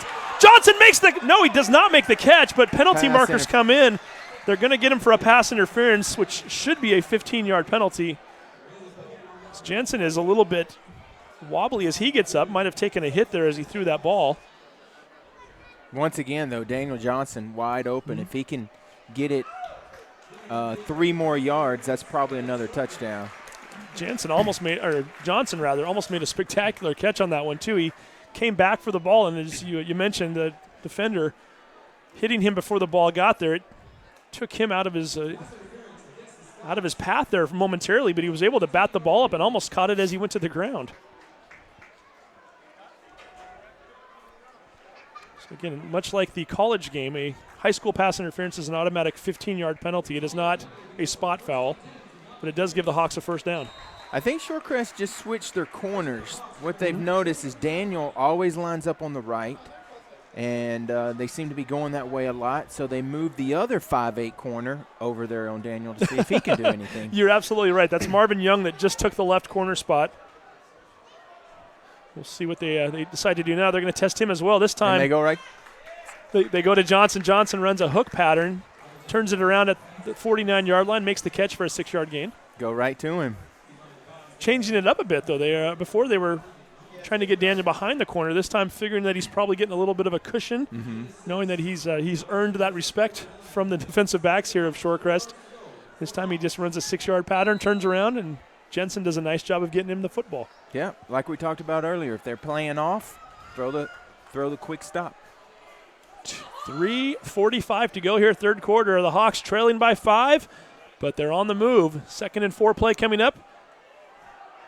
Lead block from Munnis, and Jensen puts his shoulder down and gets close to the first down. Might be about a yard short, which will bring up a 3rd and 1.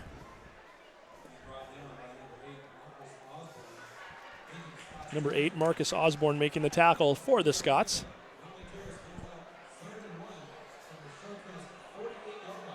Certainly the fact that the Hawks are opening it up in the passing game right now, we're noticing that the Scots not putting as many players in the box right now defensively should allow the Hawks to run a little bit easier. Now you have 1 or 2 fewer players along the defensive front, or at least within 5 yards of the line of scrimmage to contend with. Yeah, and that's what that Munnis with a handoff, trying to find something, but doesn't find much. Actually ends up losing a yard. It's going to bring up a 4th and 2, and now the Hawks, who we've seen that they're not afraid to go for it in their own territory. I've got to think at the 49-yard line, this is 4-down territory for them. Oh, for sure.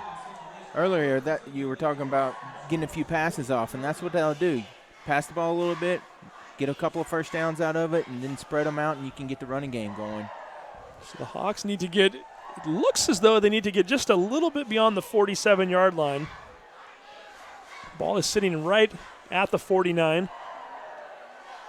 4th and 2 coming up. 2:14 to go here in the third quarter. Jensen takes the snap. He's going to throw this one. No, he fakes the throw, rolls out to his left, looking for some space, puts his shoulder down. Did he get the first down as he runs out of bounds right around the marker there? I think he lost yards, actually. He might have. I'm surprised he didn't try to cut it upfield. Jordan Bishop was over there. I think he was hoping that Jordan Bishop was going to throw a block for him, and it seemed as though Bishop was caught off guard a little bit and wasn't ready to put the shoulder pad to anybody. Jensen was pretty much on his own, and you are absolutely right. He barely got back to the line of scrimmage, and that is a turnover on downs as Shorecrest will take the ball over at their own 49. Yeah, it kind of looked like he was going to try to hit Jordan out of the backfield on just a quick little out, but saw it wasn't there, so he tucked it. So Jack Koss, who's had himself a pretty good night so far, brings his offense back onto the field, hands it off to Latoa. Latoa goes right up the middle for a 6-yard gain into Mount Lake Terrace territory down to the 45-yard line.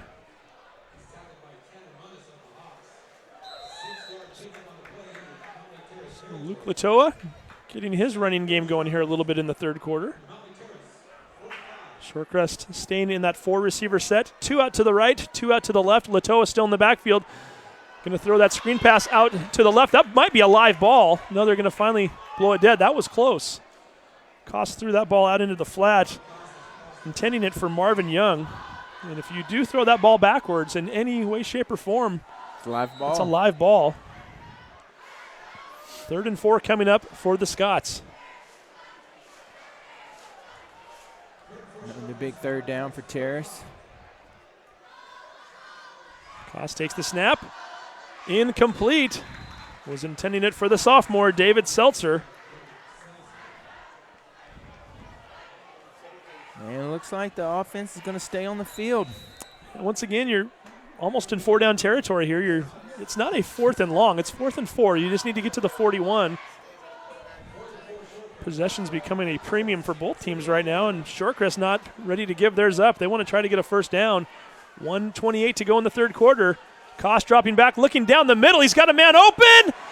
Incomplete. Just overthrows Seltzer.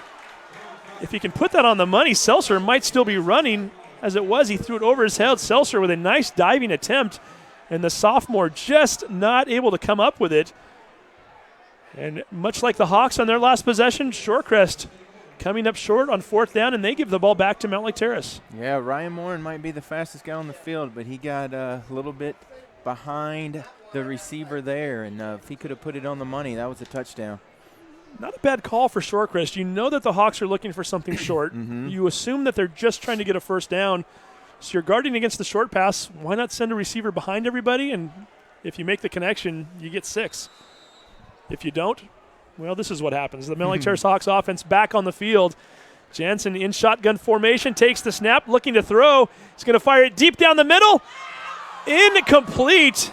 2 receivers in the same vicinity along with 5 defensive players. And Riley Morin, he was the first one to get his hands on it.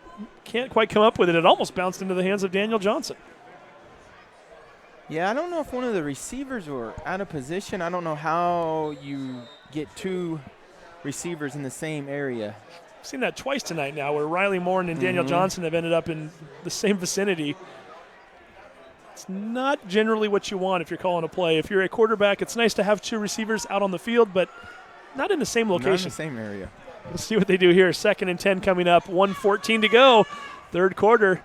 Riley Morin goes in motion from right to left.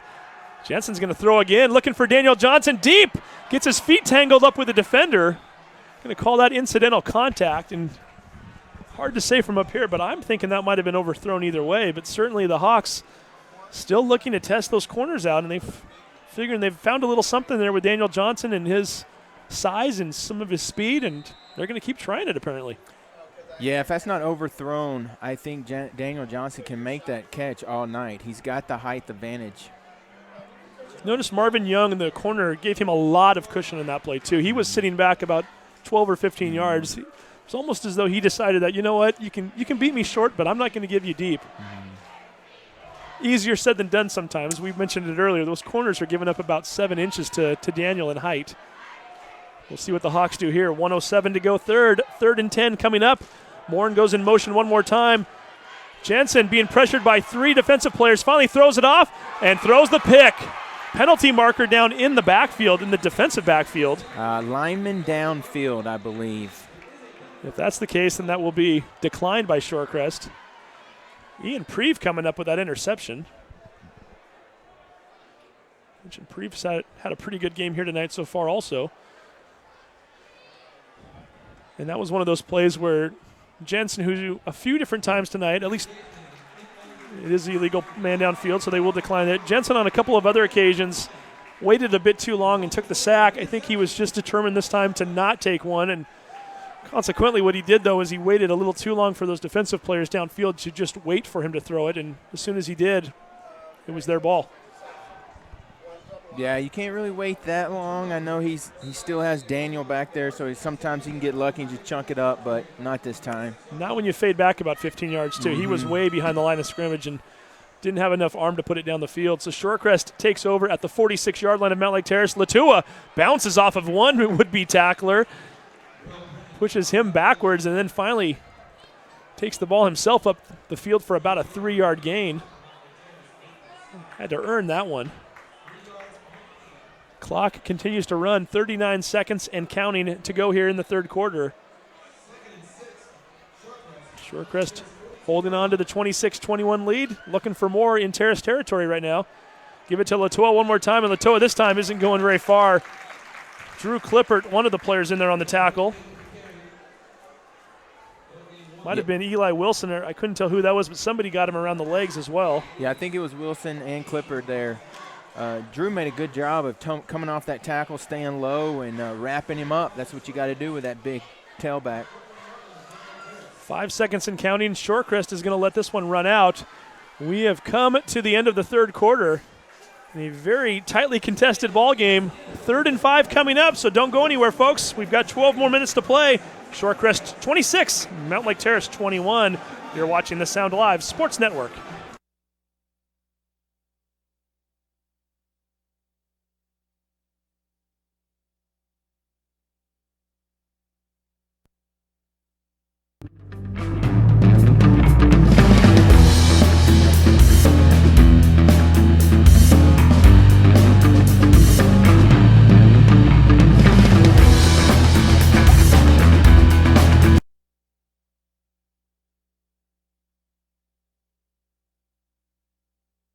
Hey sports fans, do you want to know when and where your favorite teams in the West Coast Conference are playing? Who won the game last night and what the current standings are? Well, it's easy to find out on westcoathletics.com.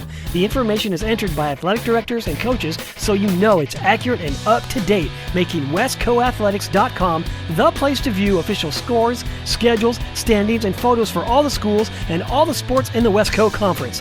Follow us on Twitter and Facebook and check out westcoathletics.com, the official website of the West Coast Conference.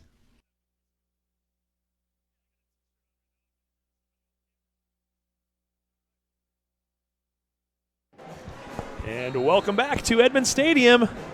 Just in time for the fourth quarter of action, the Shorecrest Scots continue to lead at 26-21. Mount Lake Terrace Hawks needing a huge defensive stop here on 3rd and 5. From the Terrace 41, ball is thrown out into the left flat and not going very far as Riley Morn and Daniel Johnson waiting on that ball very nicely as Brigham Weaver was hoping to pick up a first down. Instead, he only picks up about a yard. It's going to bring up a 4th and 4 for the Scots. Another 4th down. We've seen this a few times tonight, haven't we? Yeah.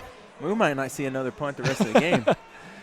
Certainly not when they're in the other team's territory, that's for sure. So 11:30 showing on that clock right now. That's the fourth quarter game clock. Koss needs to get his team to the 36th. Throws the slant. Throws it complete. Nice job by the sophomore Seltzer to make the catch as Luke Thurber brings him down hard, but after the first down, a gain of 6.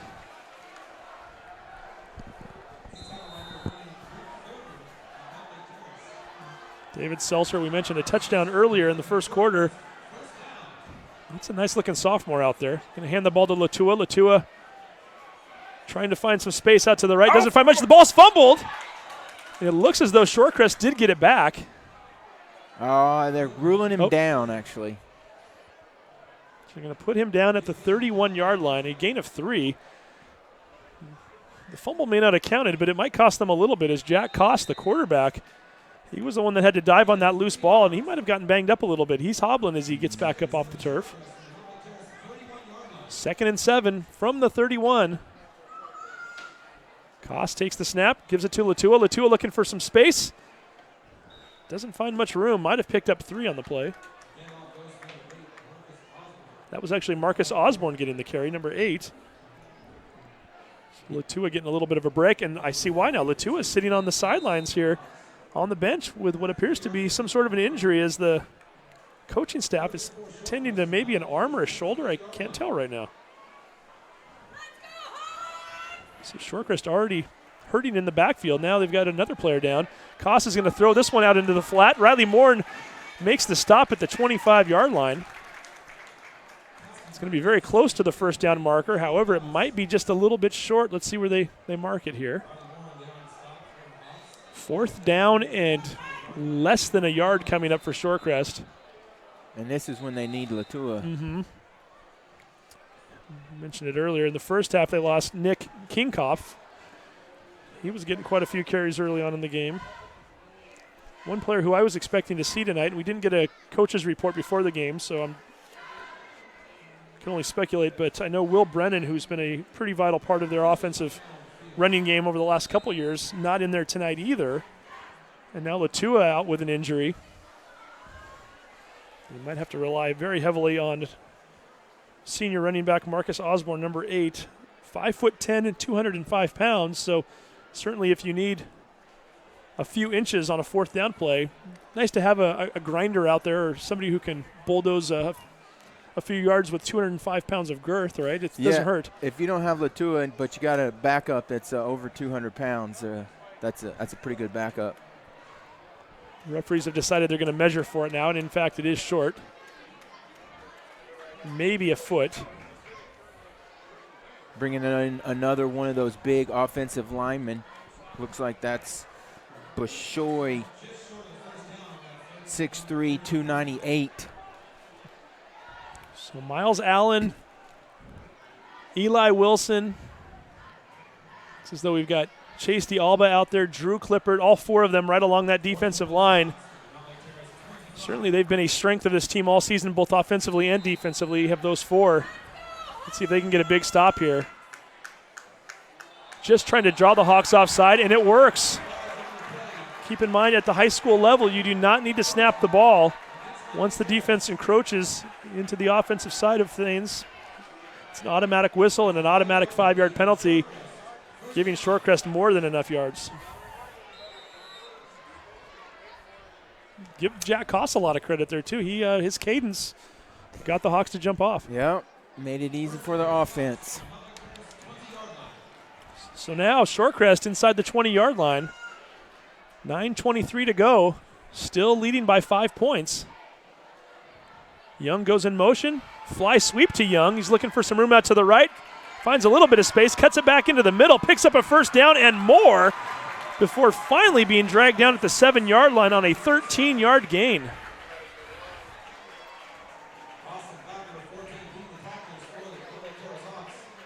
Terrace defense did a great job of stringing him out, but the rest of the tacklers couldn't get there, and he also did a good job of making a few guys miss.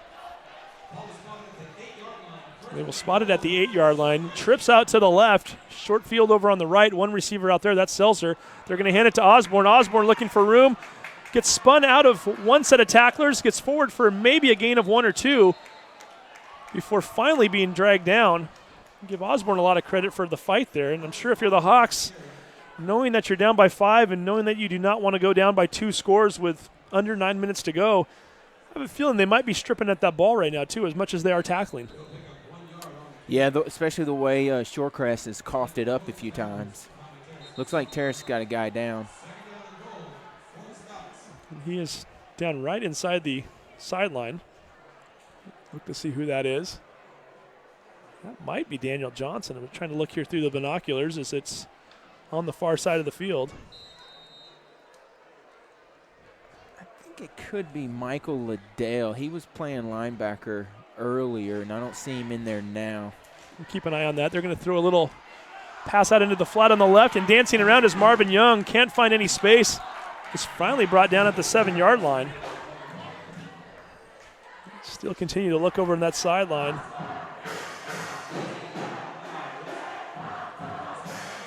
Cannot tell who that is over there, but I think you're right. Johnson appears to be out on the field still. He is. So 3rd and 8, and I'm not sure if this is 4-down territory or not. If you're Shorecrest and you can even get a field goal, it'll give you a nice 8-point lead, but we saw earlier they struggle with the kicking game. Stay tuned. They may not need it. Depends on what happens here. Koss takes the snap, looks down the field, throws a pass, incomplete. And we get a late penalty flag on that one. It might be an illegal man downfield, perhaps. It looked like a couple linemen were I didn't running see down a towards the goal hold. line.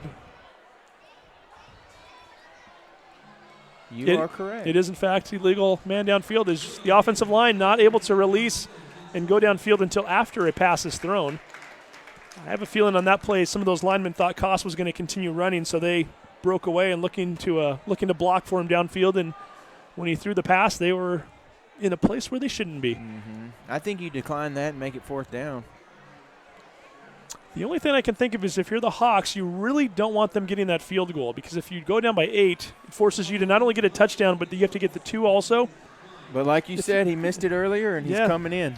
He's going to kick it. If you had taken that penalty, you could have pushed them back 10 yards and hoped for another incomplete pass and made the kick that much more difficult. However, they're going to bring Ian Preve and the kicking tee on right now for a 25-yard attempt off of the left hash.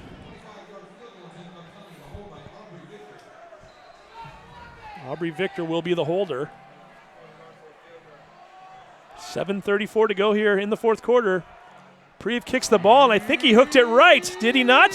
Short as well. And short. It is no good. So with 7:29 left, the Hawks down by 5 will get the ball back. We'll take a 30-second break. You're watching the Sound Live Sports Network.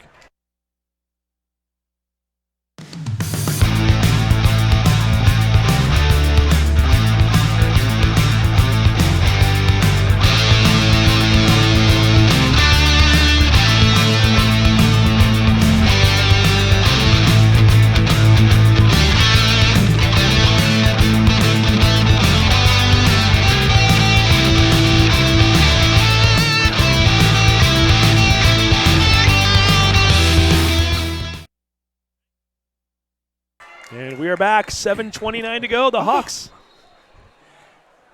It looked like Shorecrest had to take a timeout because Daniel Johnson was lined up and no one was on him. That's not a good thing if you're Shorecrest. We've seen what Daniel Johnson can do with one guy on him, let alone nobody on him, and that's exactly what happened. We'll keep it right here as we don't want to miss any action, and this should be a fairly quick timeout. This is the first timeout we've seen from either team this half, so Shorecrest still with 2 timeouts remaining. The Hawks with all 3. Hawks 80 yards away from potentially taking the lead in this game. And not a lot of room for error right now. They trail by 5 with only 7:29 to go.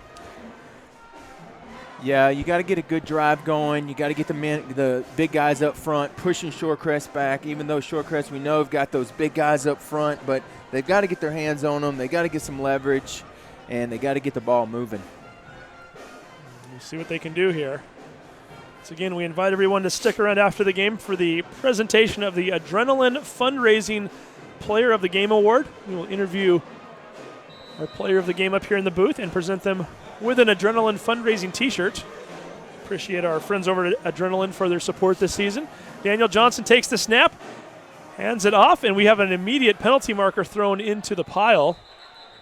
So I believe that was number 24 once again.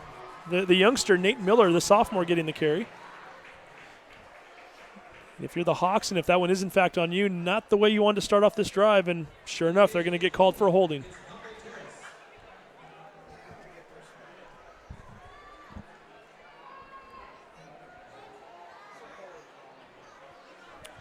Well, Jody, you're a former coach here at the school. You know these players pretty well. You know the coaching staff for the most part.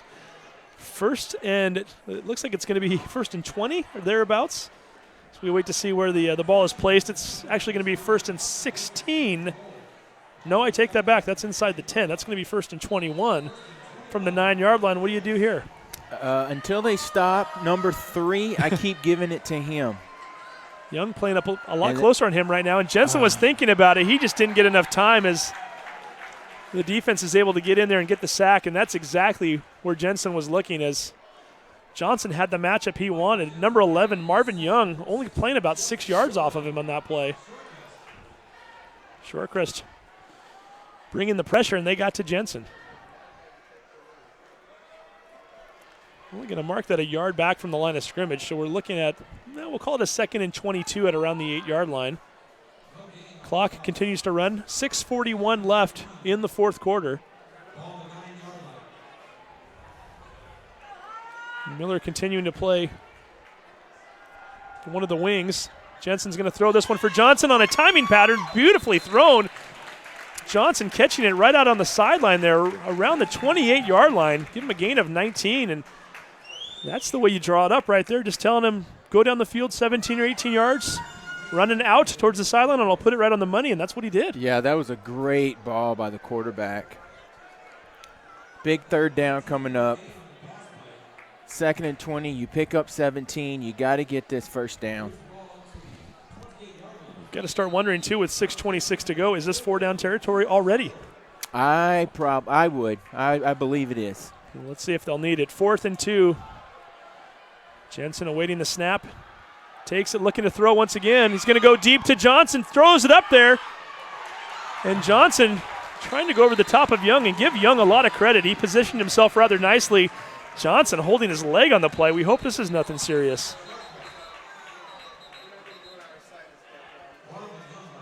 Oh, and he is in a lot of pain right now as he is just grabbing at that leg right along the Shorecrest bench.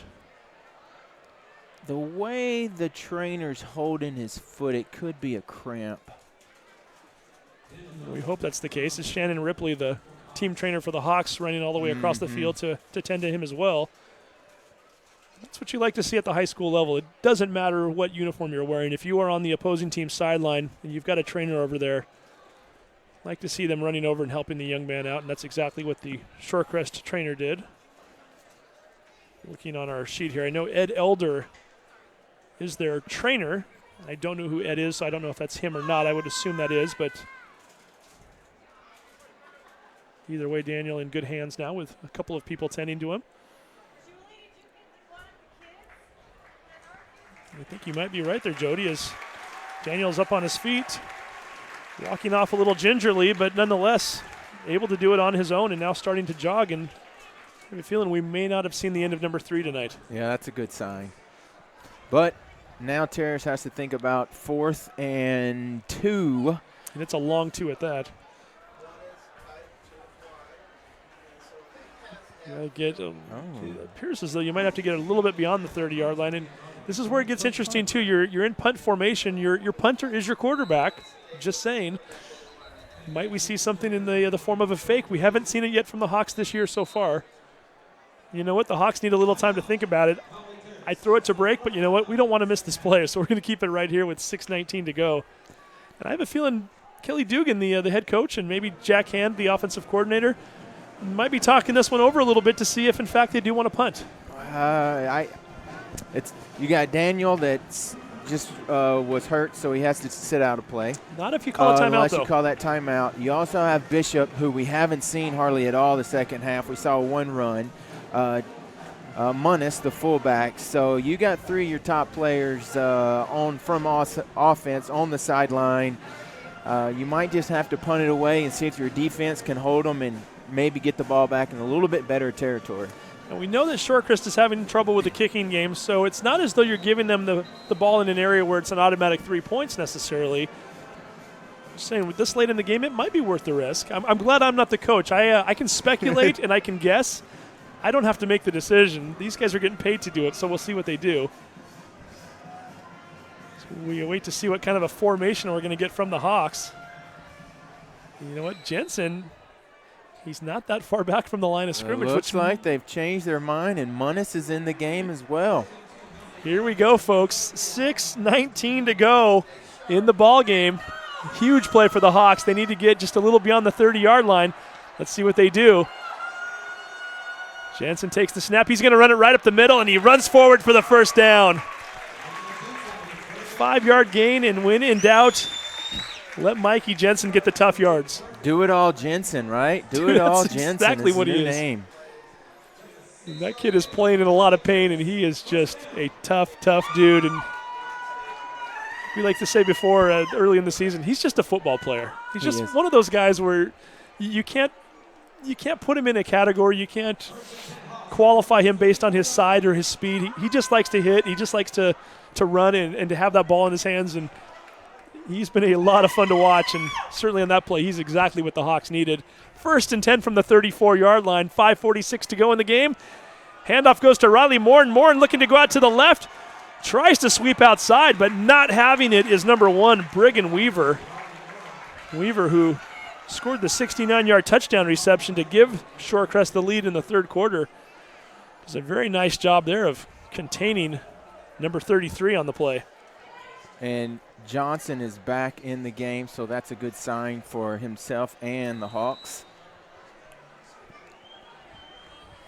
And even the balls he's not catching, he's coming awfully close. I mean, if that ball is thrown up, he certainly has a shot at it. And we've seen that he's got a nice feel for when the ball's in the air. If it's tipped, he's still able to come down with it. I have a feeling we might be seeing at least 1 or 2 shots to him.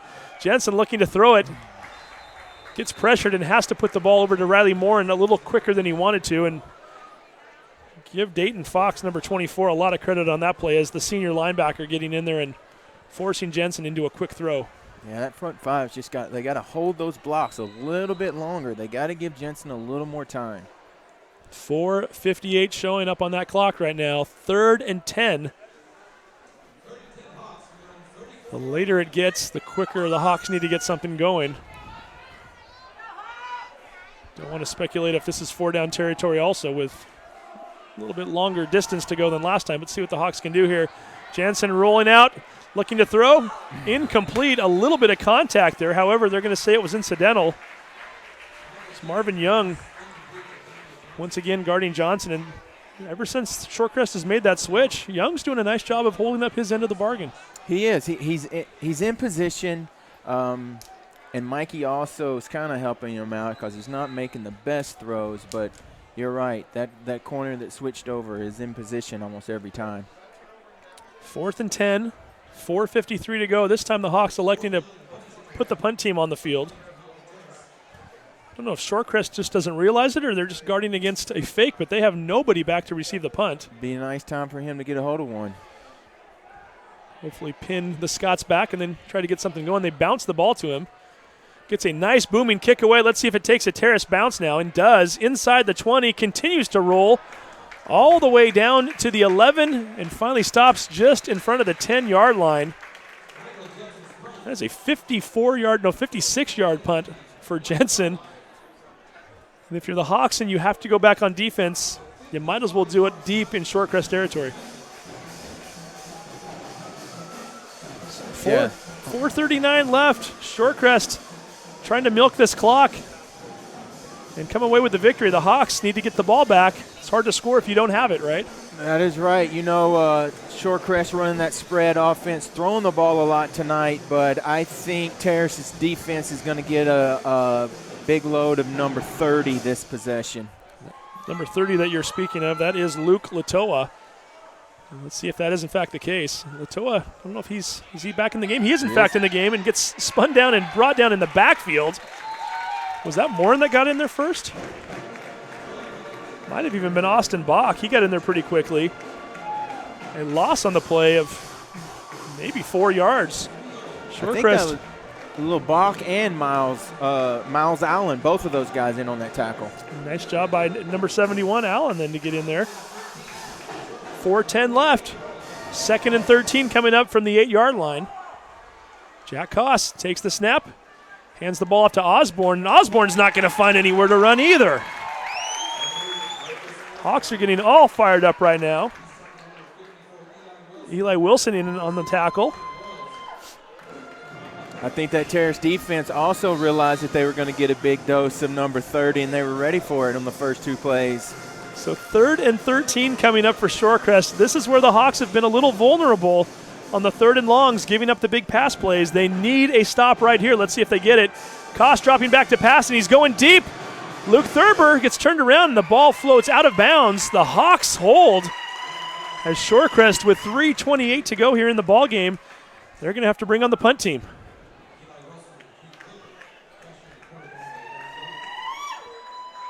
And the Smelt Lake Terrace crowd in front of us getting all fired up right now And look who's dropping back to return the punt. I think that's why they're getting fired up. They know with Riley Morin receiving the punt, anything can happen. He's taken a punt back for a touchdown last year. He has a kickoff return for a touchdown already tonight. And Aubrey Victor standing in his own end zone, so he has to be very careful if there's any kind of a botched snap not to give up points. Gets the ball. We get a whistle as Victor kicks the ball down the field. False start. That's going to push them back half the distance of the goal line.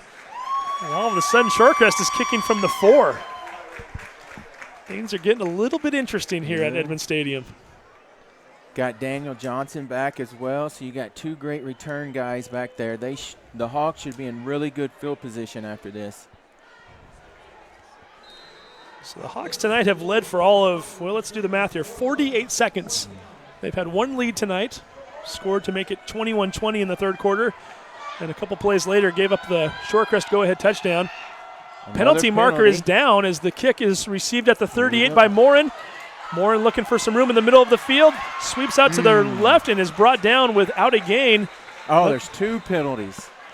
One penalty in the end zone, one around the 1-yard line. Don't think it's roughing the kicker as that penalty marker was thrown before the kick was even in the air. 3 penalty markers down. There's one on the far side as well. Let's see what they call here. Running into the They do call it running into the kicker. False start on Shorecrest. Declined. Also illegal procedure against Shorecrest. Offsetting penalties, we're going to do it all over again. 12 seconds did run off the clock on that play, so we're now down to 3:14. And if you're Mountain Lake Terrace, not that important right now. You're going to have the ball, unless you botch the play in some way, shape, or form. You're going to have the ball in pretty good field position anyway. Timing shouldn't be a matter right now. And the guys who's rushing the punter, they have to realize that they're getting the ball in good position and stay away from the kicker. They don't need a block. Well, if you have a clean block, take it. But if not, don't give them an easy first down. Shorecrest does take a timeout. We'll keep it right here as we do not want to miss this play.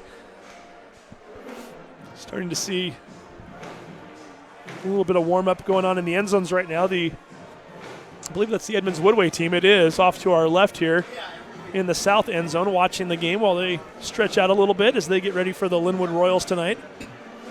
Looking over here, I guess the Linwood Royals are, in fact, over on the softball field over to our right in the north. It's hard to see them right now. There's no lights over there, and they are wearing dark uniforms, but nonetheless, we see them preparing also for what could be an interesting game between 2 district rivals. And again, you can watch that game here on the Sound Live Sports Network tonight as well. Should be starting about 25 minutes after this game ends. What is Linwood's record? Linwood, I believe, is 2-2 right now. Does that sound right? I'll double check that here in a minute. I should have that memorized, but I do not.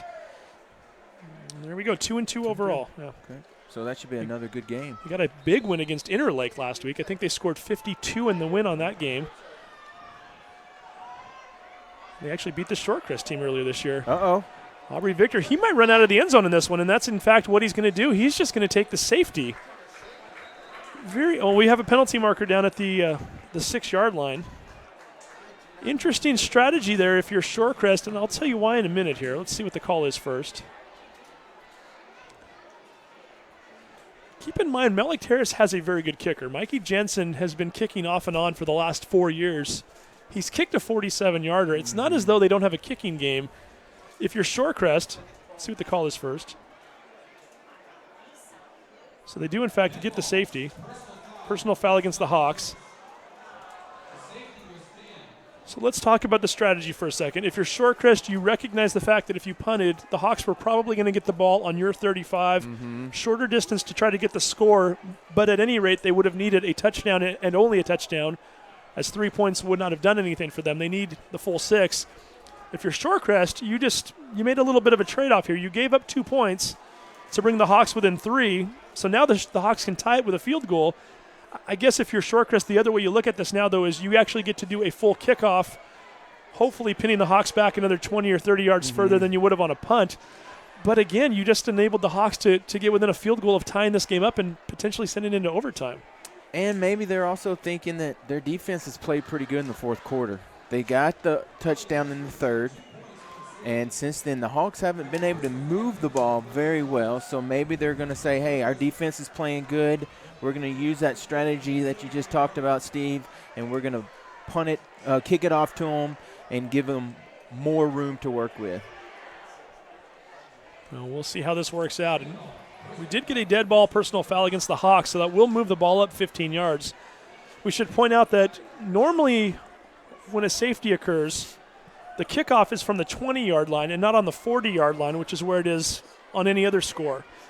The 15-yard penalty that just got assessed to the Hawks is going to allow Shorecrest to not only have to kick it off, but to kick it off 15 yards further. So that helps the Scots out a little bit. Should also mention that on a safety, the kicking team has the option of whether or not they want to kick it off of a tee or if they want to have a free punt. So we'll see what Shorecrest does. And with Ian Prevat here, who normally handles the kickoff responsibilities, and he has a tee in hand, that's a good indicator as well, right? He will, in fact, put it on a tee and kick it off. And once again, he's kicking to Riley Morin. And Daniel Johnson. So 3:08 to go. The Hawks now trailing 26-23. 3 points away from potentially sending this game into overtime. 6 points from maybe even something more than that.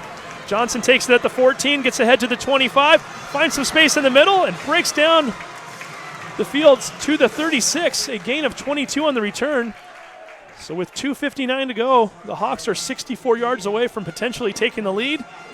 Probably a good 40, 45 yards away from putting themselves in field goal range. I'd say 45 yards, and they're in most definitely Mikey's range. I believe it was a 47-yarder we saw Mikey kick his freshman year 3 years ago.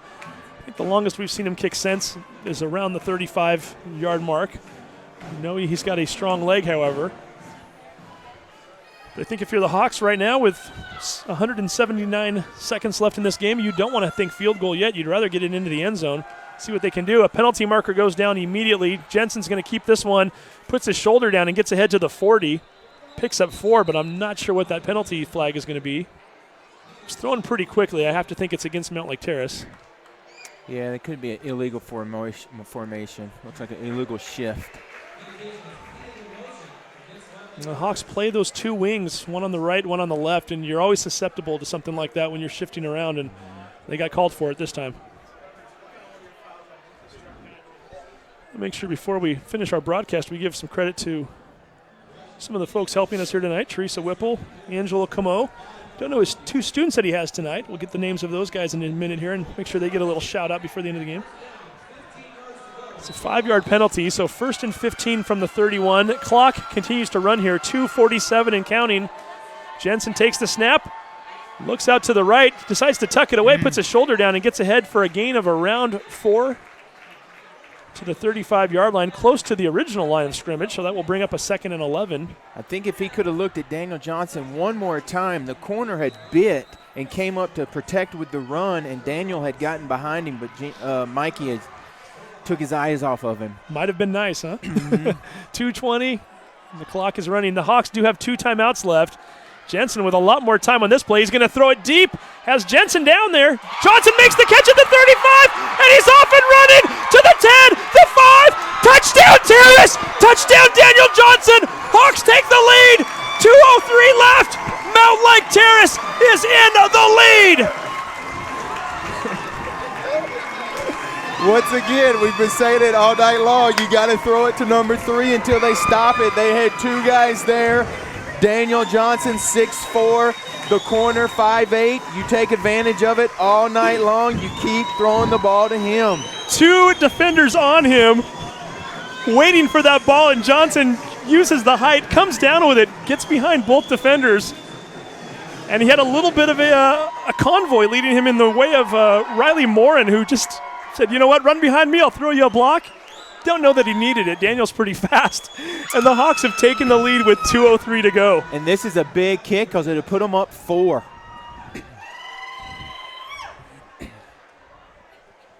Mentioned it before. The Hawks have had one other lead tonight, and it lasted for all of 48 seconds.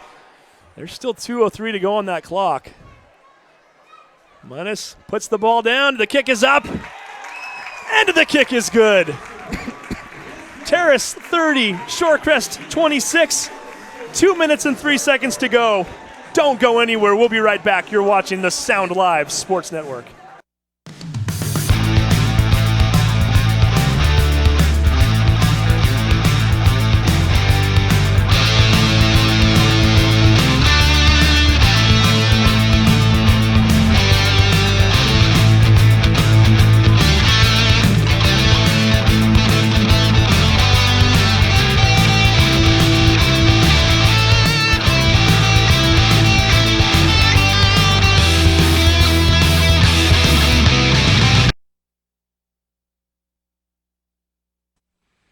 Clogged drain? Other plumbing problems? Call Action Jackson Plumbing for 24-hour service. Owned by a lifetime Edmonds resident and Edmonds Woodway grad, Action Jackson is the drain cleaning specialist. They can unclog most internal drains for only $99 plus tax. Call 425-877-5601. And welcome back to the Sound Alive Sports Network. Visit You are watching the Daniel Johnson Show. ActionJacksonPlumbing.com. Daniel Johnson with his third touchdown of the night. I got so excited I can't even tell you how many yards that was for. It was for a lot. His first two touchdowns were 54 and 81. I think that was about a 60-yarder. Right around there, wasn't it? Yeah, he's had three long ones tonight, and that one was the biggest of them all. So it gives the Hawks the lead. This game is far from over, though. We've seen that Shorecrest is able to put up some passes.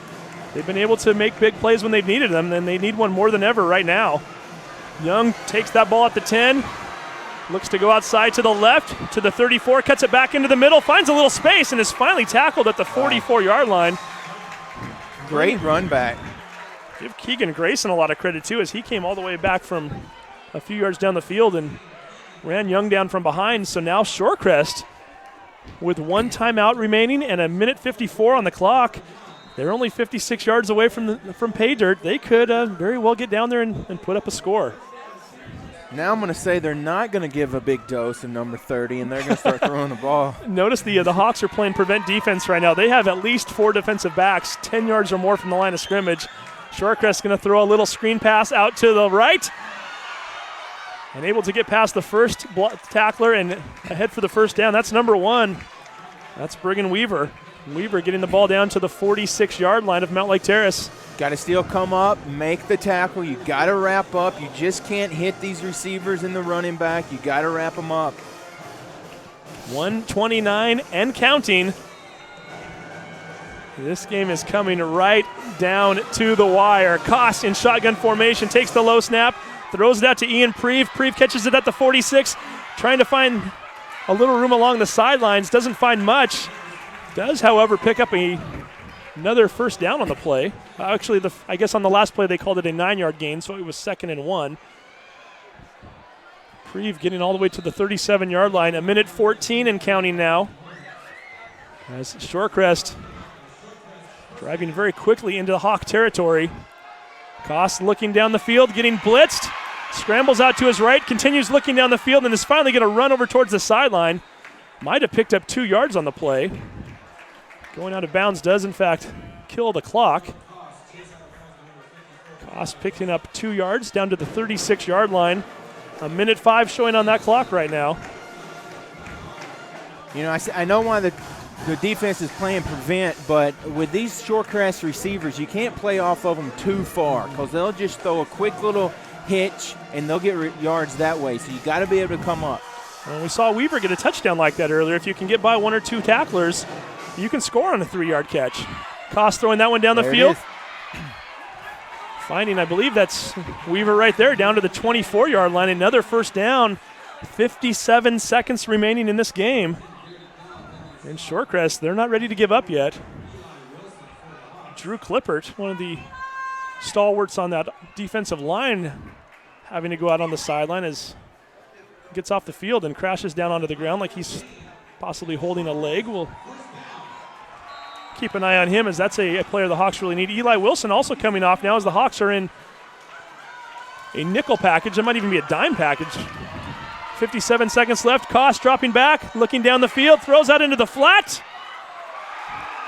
And making a nice catch along that sideline for another first down. That's Brigham Weaver. Weaver all the way down to the 15-yard line with 49 seconds to go. That was a big-time throw. Big-time throw. Went right over the defender's hand, right into the other guys. Keep in mind, Shorecrest still holding on to a timeout. They could potentially even do a running play right now. They've got to the point where they have that option. Into the end zone. Koss throws it out of bounds, incomplete. Was looking for Brigham Weaver one more time. Only 5 seconds ticking away on that play. 44 to go in the ball game. Everybody on edge right now here at Edmond Stadium.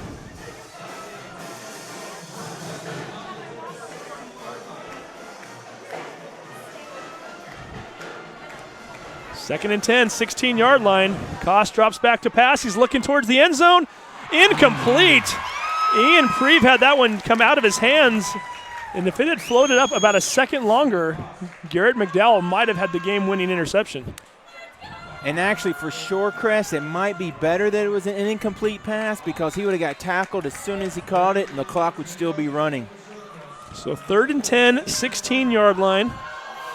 Shorecrest 16 yards away from taking the lead. They can get another first down around the 6-yard line. Koss dropping back to throw, getting blitzed, throws it towards the end zone, incomplete. Was looking for the sophomore, David Selzer, out in the flat in the end zone. And now it's game time. Here's the ball game. 33 seconds to go. If you're the Hawks and if you can hold them here, all you have to do is take a knee twice and you win the game. Keep in mind, this is not a 4th and goal situation. There is a first down marker around the 6. Hawks with 2 timeouts left. If they see something, they will use it. Shorecrest going to call the timeout and make sure they get the right play called. 3rd and final timeout for the Scots.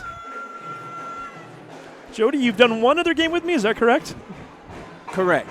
Last year, Glacier Peak, Hawks down by 22 at the half. They come back and win thanks to a huge Riley Moore punt return for a touchdown with under 3 minutes to go. You come here tonight, Hawks fall behind by 20. Once again, they come back and take a late lead. Now we have to see if they can hold it. Hopefully they will. I tell you what, that game a year ago has to go down as probably the best game in Mount Lake Terrace history. And it was just an overall great football game, exciting to watch. And if they can hold on to this one, this will be number 2. This might be right up there with it. Yes, indeed. I think the trick for you is just having you come later in the game. We'll make sure that we don't allow them to score 20 points first. And there you go. Have you come in the second half when the Hawks seem to pull away a little bit. We'll see if they can do it here, though. Hey, there's one huge play coming up right now, though, for the Hawks. I think you got to keep your eye on number 7. He's out wide, matched against Riley Moore, go-to guy. Shorecrest going for the touchdown or the first down? Touchdown. Let's see. Koss drops back to pass, looking towards the end zone. Has a man, 2 defenders. Who's got the ball? Intercepted! It's intercepted by Daniel Johnson. All he has to do is get on the ground, and he does. 27 seconds left. No penalty markers on the field. The Hawks are 1 snap away from taking this victory after being down by 20. Unbelievable. Daniel Johnson, both sides of the ball. Tallest guy on the field when it comes to receivers. Tallest DB. He uses that to his advantage. Takes the ball away. What a game, and give the Shorecrest Scots a lot of credit. I can't say it enough. This is a team that has struggled mightily the last few years. They didn't win a ball game all of last year. Off to a hot start this year. They've certainly convinced me that they're a team to watch the rest of the year, and tough loss for them as Jensen takes a knee. Shorecrest out of timeouts. There's nothing they can do but watch that clock tick to triple zeros. Normally we like to keep everybody in suspense, but I have a feeling you know who's coming up here in a few moments. I believe so. For the adrenaline. If you've been watching the game, you know that number 3 is going to be coming up here to see us. What an incredible night for the Hawks. What a special evening. What a victory. 3, 2, 1. Ball game over. The Hawks win 30-26. John Clifford and some of the other parents who are sitting right in front of us here, John just looked back at me and just breathed a huge sigh of relief. Daniel Johnson, 4 catches, 221 yards. and 3 touchdowns. He will be joining us here momentarily. We've already got him coming up, so the coaches, I think, have already notified him, but our staff is going to go just to be on the safe side.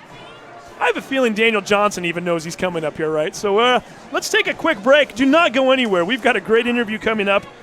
30-26, Hawks win by 4. You're watching the Sound Alive Sports Network.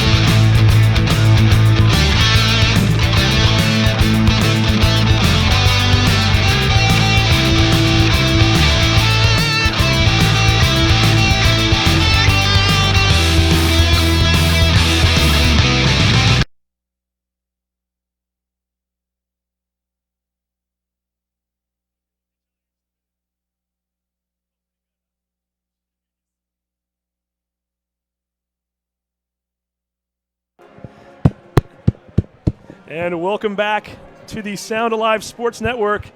We'll get this picture out of the way first, right off the bat. And who else would it be tonight? Daniel Johnson, help me hold this shirt up. You have really earned this. We got Keith Neely on the camera here. Daniel Johnson with 4 catches for 221 yards and 3 touchdowns. 221 yards and 3 touchdowns, Daniel. It's not a bad night, is it? Not at all, man. We just kept fighting, man. Just kept fighting, never gave up. We had a slow start, but as you know, Terrence, we finished hard. You fell down, you mentioned it, 20-0 in the first quarter. Did the fact that you were able to come back from a game like Glacier Peak last year down by 22, does that give you guys confidence knowing that, hey, we've been here before, we can do this? Oh, yeah. We're real confident. Glacier Peak, as you know, is a good team. They're firing on all cylinders this year. But, I mean, we got to go out there and we got to compete with them. No. 2 good teams going now. It's going to be a fun one. We got to walk through those 3 touchdowns. The first one in the first half, a slant that you caught on the 35-yard line. Mikey put it in a nice spot, but you really had to do a lot of the work. Walk us through that play. What did you see, and how did you make that happen? From the beginning of the game, the middle of the field was wide open. You know, we just set it up right, and Mikey put it in a good place, and I just did the rest. Now, at halftime, you guys had to talk about this a little bit because we saw it up here in the booth. We were a little shocked that they weren't really putting a safety over on you. They just had a corner, and you had 7 inches on the corner. Did you guys talk about maybe trying to utilize that and to make that work to your advantage in the second half? At halftime, we already knew what we was going to do. Coming out on halftime, we already knew that they weren't going to put a safety on my side, and I was ready. Now, the touchdown catch, you guys are down by 3. First of all, were you surprised they took the safety? I don't know, man. I just seen the ball. I don't know how I caught it. I caught it, and I just took off. So you had 2 guys on you on the play, too. I mean, what was that ball like when it was coming through the air? Did it feel like it was in slow motion? Were you excited? What were your thoughts? No thoughts. I was just eyes on the ball. Just instincts, huh? Yeah. And then on the last play of the game, the interception, 4th down, if they get that touchdown, they more than likely win the game. Walk us through that play a little bit. I knew they were going to try to do something in the corner of the end zone. I don't know. I just read the quarterback, seeing that he was going to throw that way. Went over there. It was kind of hot in the ball, so I know I had time to get there, and I got there and got the pick. And I'd be remiss if I let you get away without asking you this, too. We've given away a few of these shirts in the past to a guy that was wearing number 9 here last year. Yeah, Big Malcolm. Big Malcolm, your older brother here. He's probably watching down at the College of Siskiyou. Hey, what's good, Big Mal? Shout out to my brother, man. You probably have some family in Texas, I would imagine, watching today? Oh, yeah. You think they enjoyed this win? Oh, yeah, for sure. And they should. What's up, Johnson's clan? The Johnson How y'all clan doing? in Texas. They're watching number 3 put on a huge night. 3 is the number on the uniform. 3 is also the number of touchdowns. And they get you this. So 4 catches, 221 and a shirt.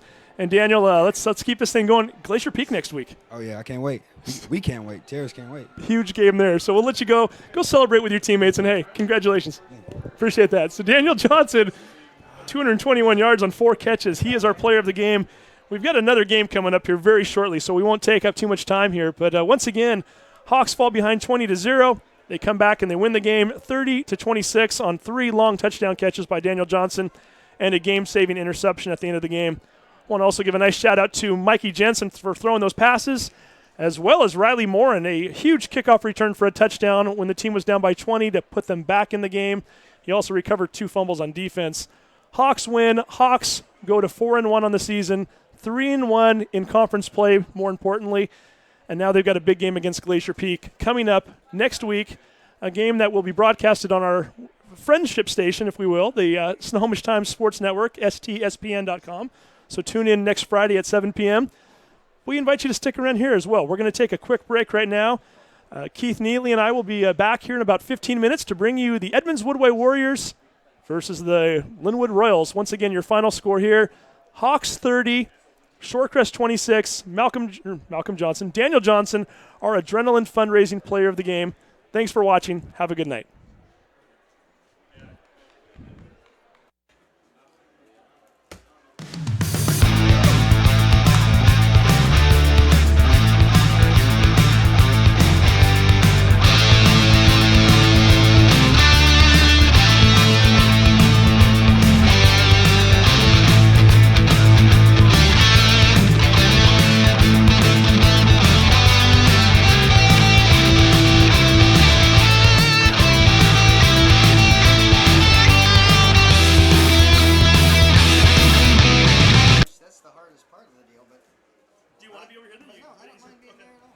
Clogged drain?